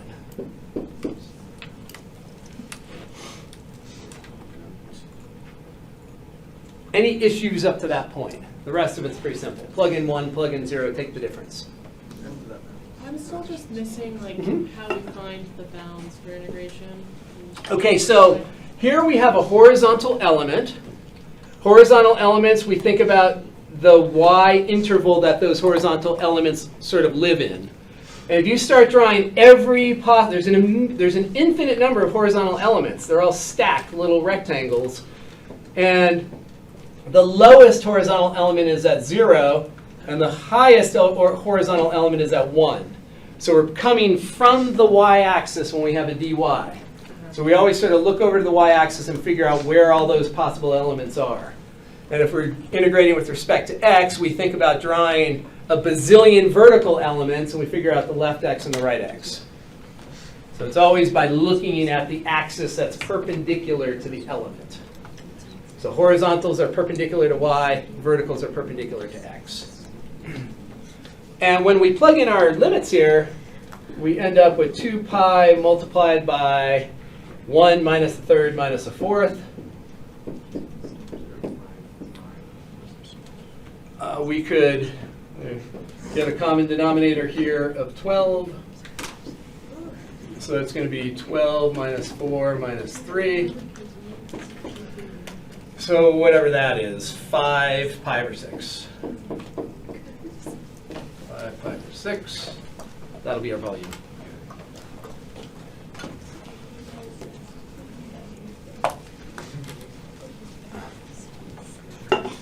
So a lot of geometry and sort of figuring this stuff out and how things are related to each other. Lots of geometry.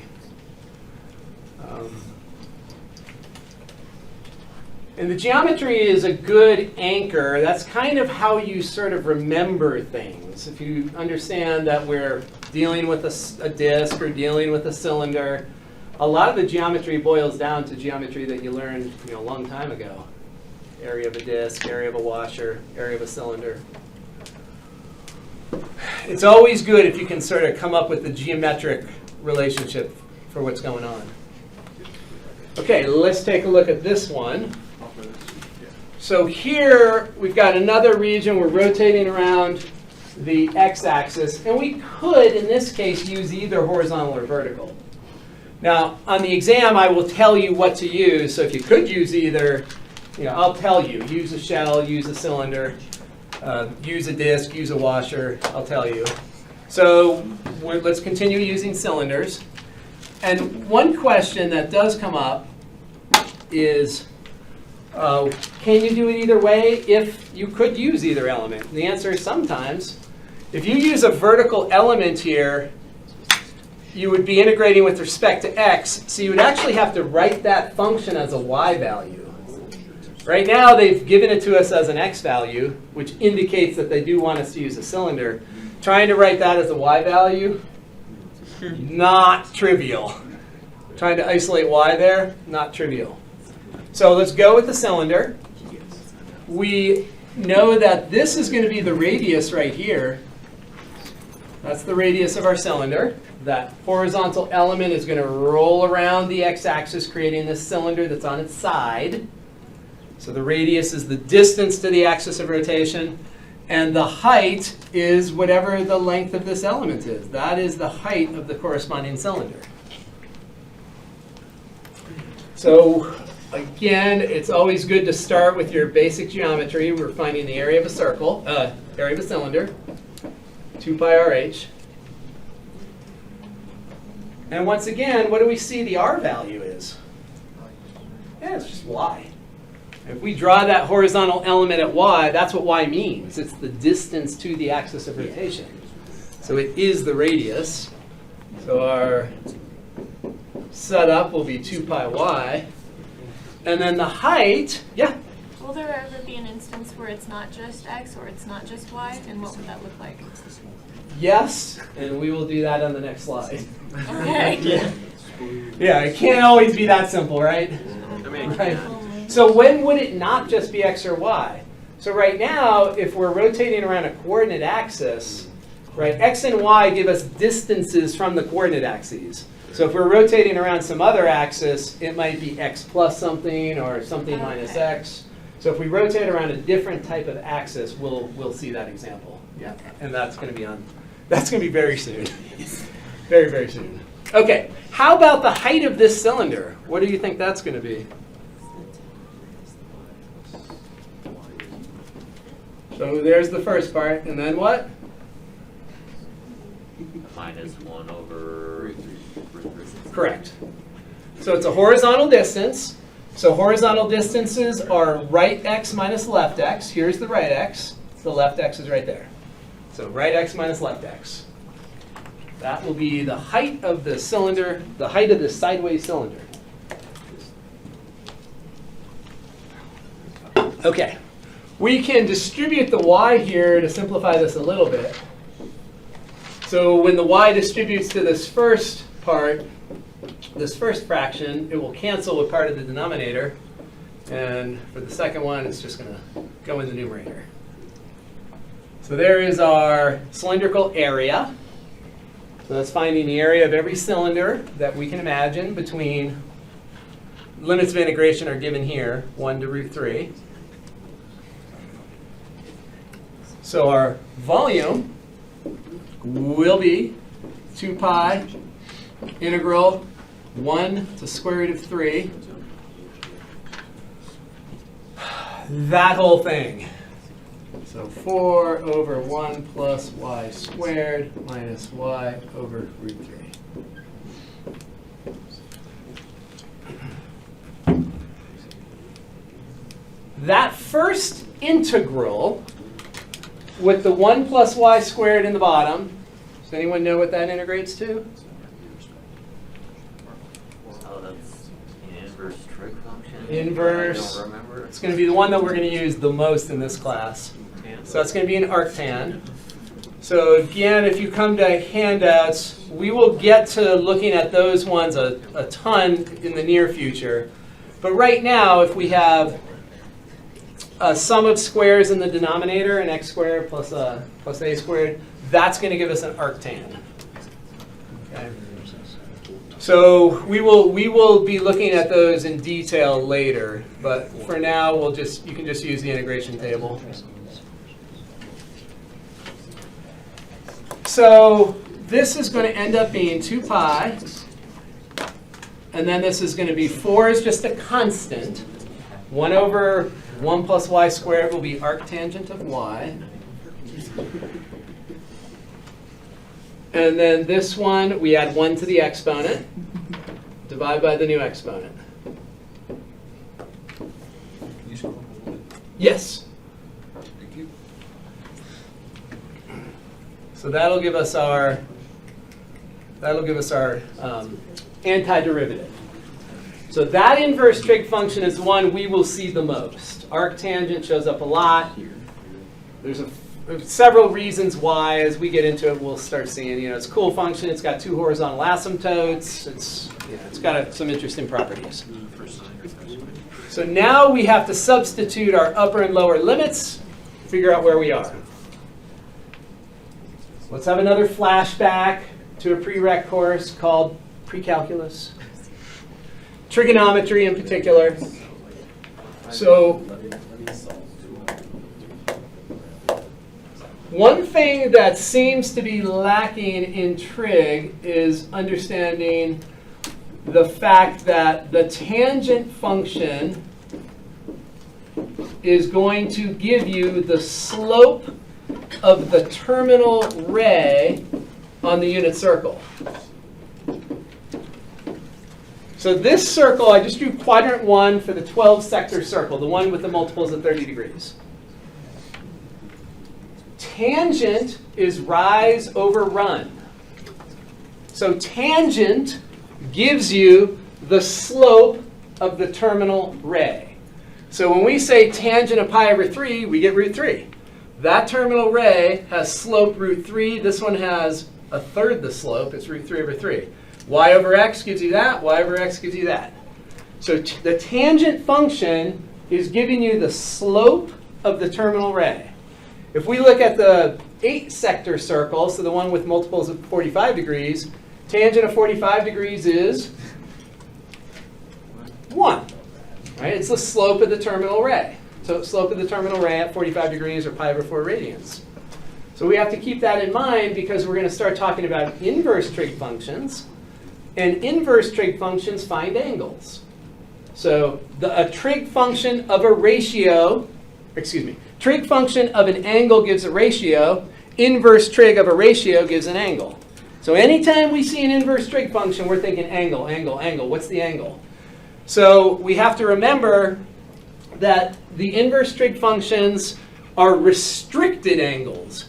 And what we know about the inverse trig functions, what you learned and did not use in calculus, is that the inverse cosine is an angle on the top half of the circle, and inverse sine and inverse tangent are angles on the right side of the circle. So whenever you're evaluating an inverse trig function, you have to remember, oh yeah, inverse sine is on the right, inverse tangent is on the right, inverse cosine is on the top. And that's pretty easy to remember because you know that cosine's values will go from 1 to -1 on the top half of the circle. That you'll get the full range of cosine on the top half. Cosine will be 1 over here and -1 over here. And sine and tangent, you'll get the full range of values on the right half of the circle. Sine will go from -1 to 1, and tangent will go from -infinity to infinity. So when we get to here, we want to be remembering some of these things from trig. So 2 pi multiplied by, plug in the upper limit right there, inverse tangent of root 3. What you say to yourself is angle on the right with a tangent value of root 3. And then we think about our unit circles. This is the one where we have a tangent value of root 3, and that's at pi over 3 radians. So this will be 4 times pi over 3. And then plugging it in over here, we'll end up with root 3 over 2. We have a root 3 times a root 3. One of them cancels with the denominator. And then we subtract off the antiderivative at 1. So we're going to subtract off 4 times inverse tangent of 1. Same thing. Angle on the right with a tan value of 1, which means angle on the right with a slope of 1 for the terminal ray. That's at 45 degrees. So that's going to be pi over 4. That'll go right there. And then we're subtracting off this antiderivative, so it's minus this, but then that will be plus right here. Plugging in 1 is going to give us 1 over 2 root 3. And then we just have to simplify this a little bit. So 4 pi over 3, these 4's are canceling. So 4 pi over 3 minus 1 pi, so 3 pi over 3. So that's going to be 4 pi over 3 minus 3 pi over 3, which is pi over 3. And then this one, let's rationalize the denominator over here. So we'll multiply up and down by root 3. So that's going to be a 6 in the denominator. Wait, where did that 4 go? Yeah, the very first one? This one? Yes. So we have 4 pi over 3 minus 3 pi over 3. 4 pi over 3 minus 3 pi over 3 is 1 pi over 3. Where's the 3 pi over 3? That's how you rewrite pi with a common denominator of 3. Pi and 3 pi over 3 are the same thing. Oh. Pi and 3 pi over 3. So we're just going to think of that pi as a 3 pi over 3 so we have the same denominator so we can combine them. So if we can put a times 3 over 3 if you want. And then all we have to do is get a common denominator down here. And that will be simplified enough.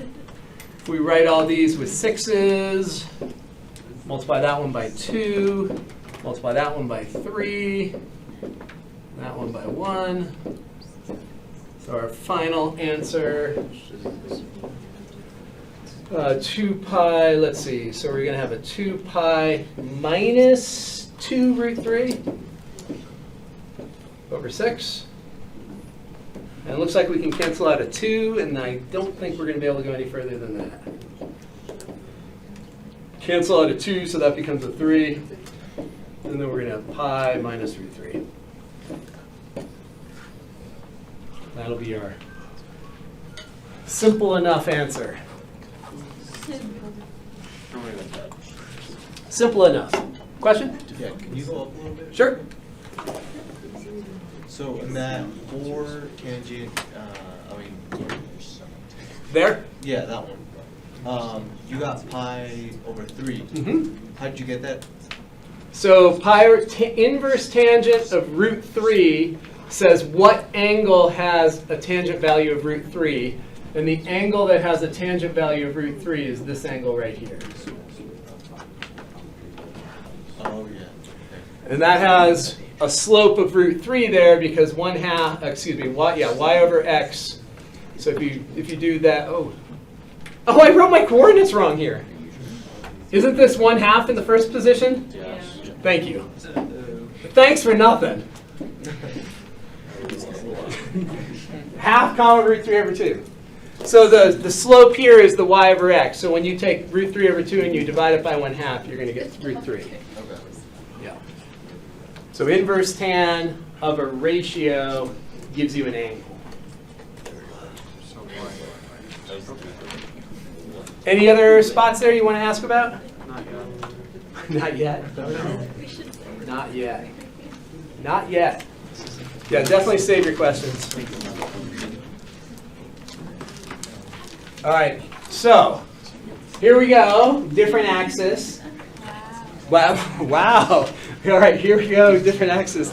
So we're going to rotate around x equals -2 this time. So here is our axis of rotation right there.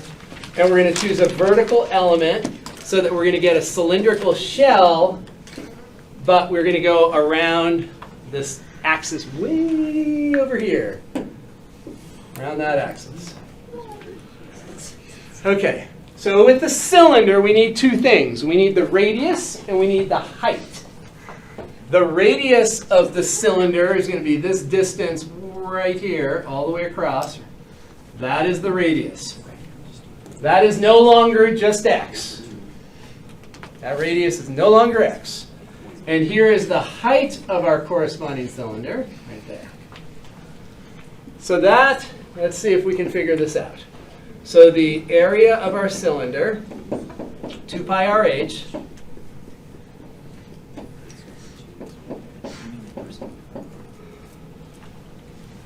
what do we think the radius is? 1 minus x. Nope. 2 plus x.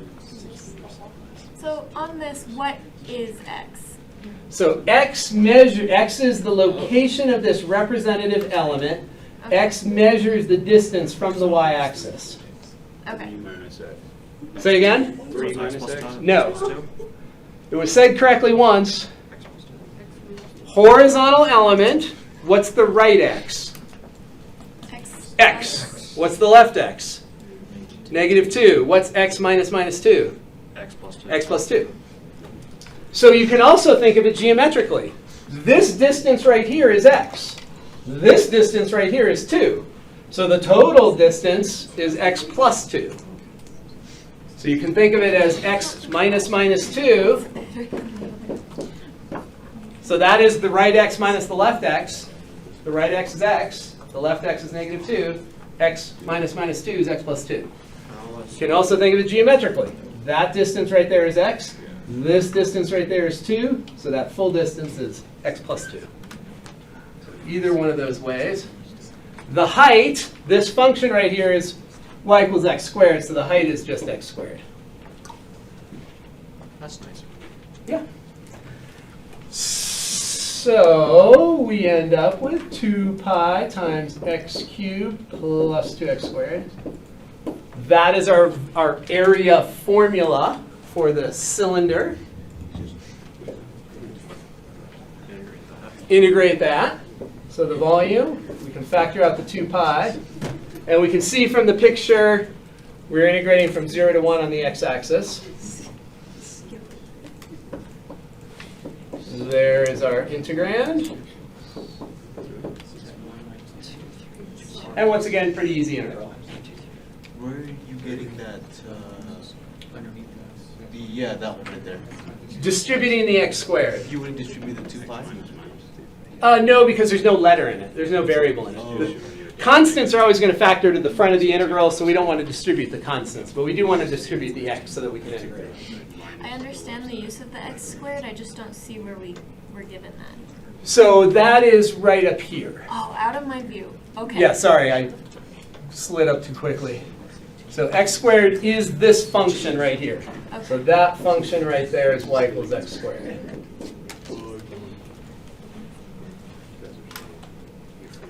All right, so let's do our integration here.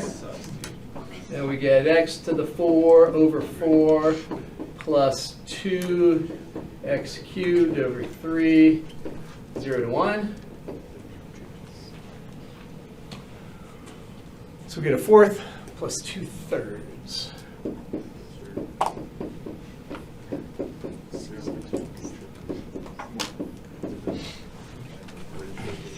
Common denominator of 12.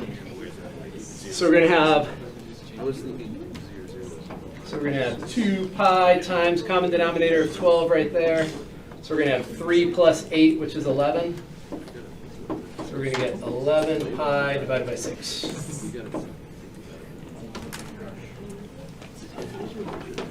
So there we used an axis, a vertical axis that was not a coordinate axis. And it was, to the left of the y-axis. Let's try another one where instead of rotating horizontally, we're going to, I don't know, what do we say there? Instead of rotating around a vertical line, let's rotate around a horizontal line. Let's see what we get.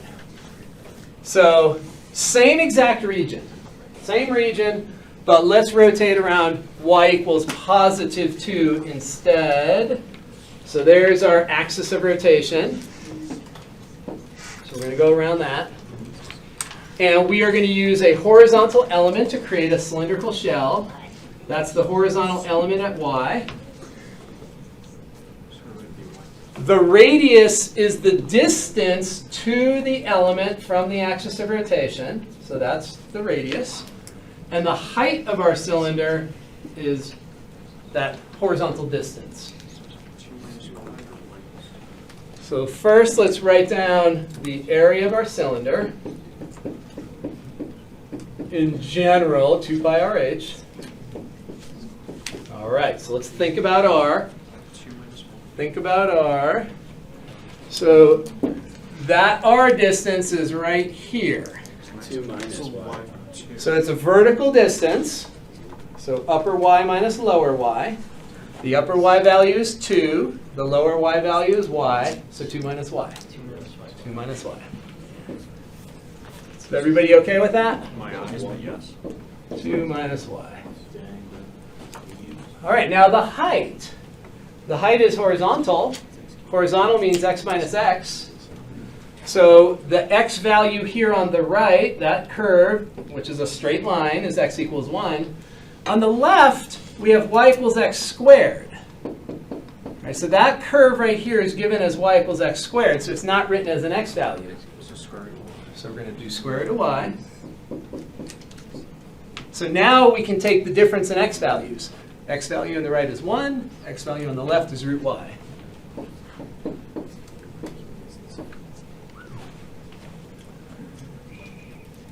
So there's the main part of the setup. Is there any part of that you want to talk about? Roberto? How come it wouldn't be y minus 0?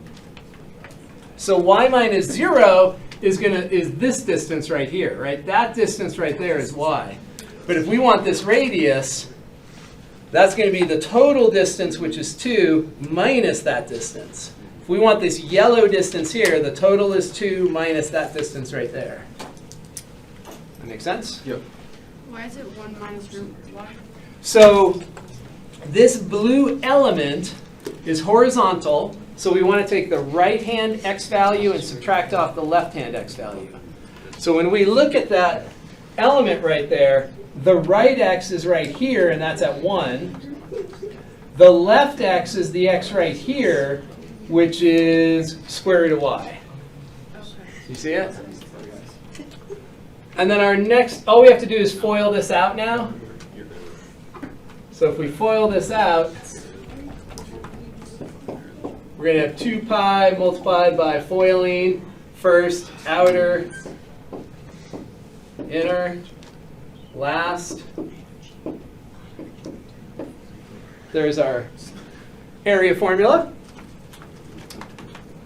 And then we'll integrate from 0 to 1. So volume.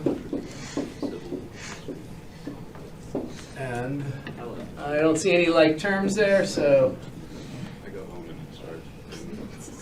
we will just integrate this.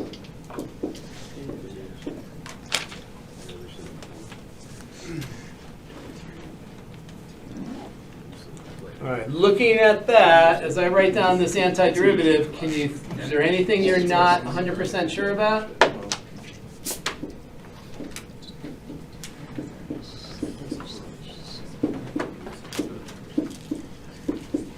So antiderivative here, we're just multiplying by the reciprocal of the exponent.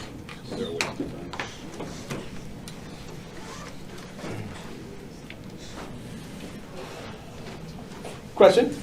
Would the 2 in front of the y 3 over 2 not change to something else? This one here? Yeah. So we add 1 to the exponent, we get 3 halves. When we divide by 3 halves, we multiply by 2/3, so we'll end up being 4/3. Oh, I did, so you put it. Yeah, so I put it at the end because I didn't leave space. Any other questions? So with the horizontal, we did the right minus left, right? We didn't do anything like that with the previous one. The previous one we had a vertical, so we did upper Right. minus lower. Yeah. Okay. Right, that's right. Upper minus lower is vertical. Where should we stop? All right, let's stop. It's time for, what day is today, Wednesday? Yeah. It's so weird saying have a good weekend on Wednesday. See you next week. Yeah, absolutely. Thank you, guys. All right, so again, if you have questions, you can post them right in here, and I will put some sort of answer in yellow for you in that collaborative space. Alex, you're gonna run up there tomorrow? Yeah. And tell me, I'm so curious. Tell me what they said. Tell me if they can fix it. I just left mine at home. Hopefully they can. I sure hope so, because this is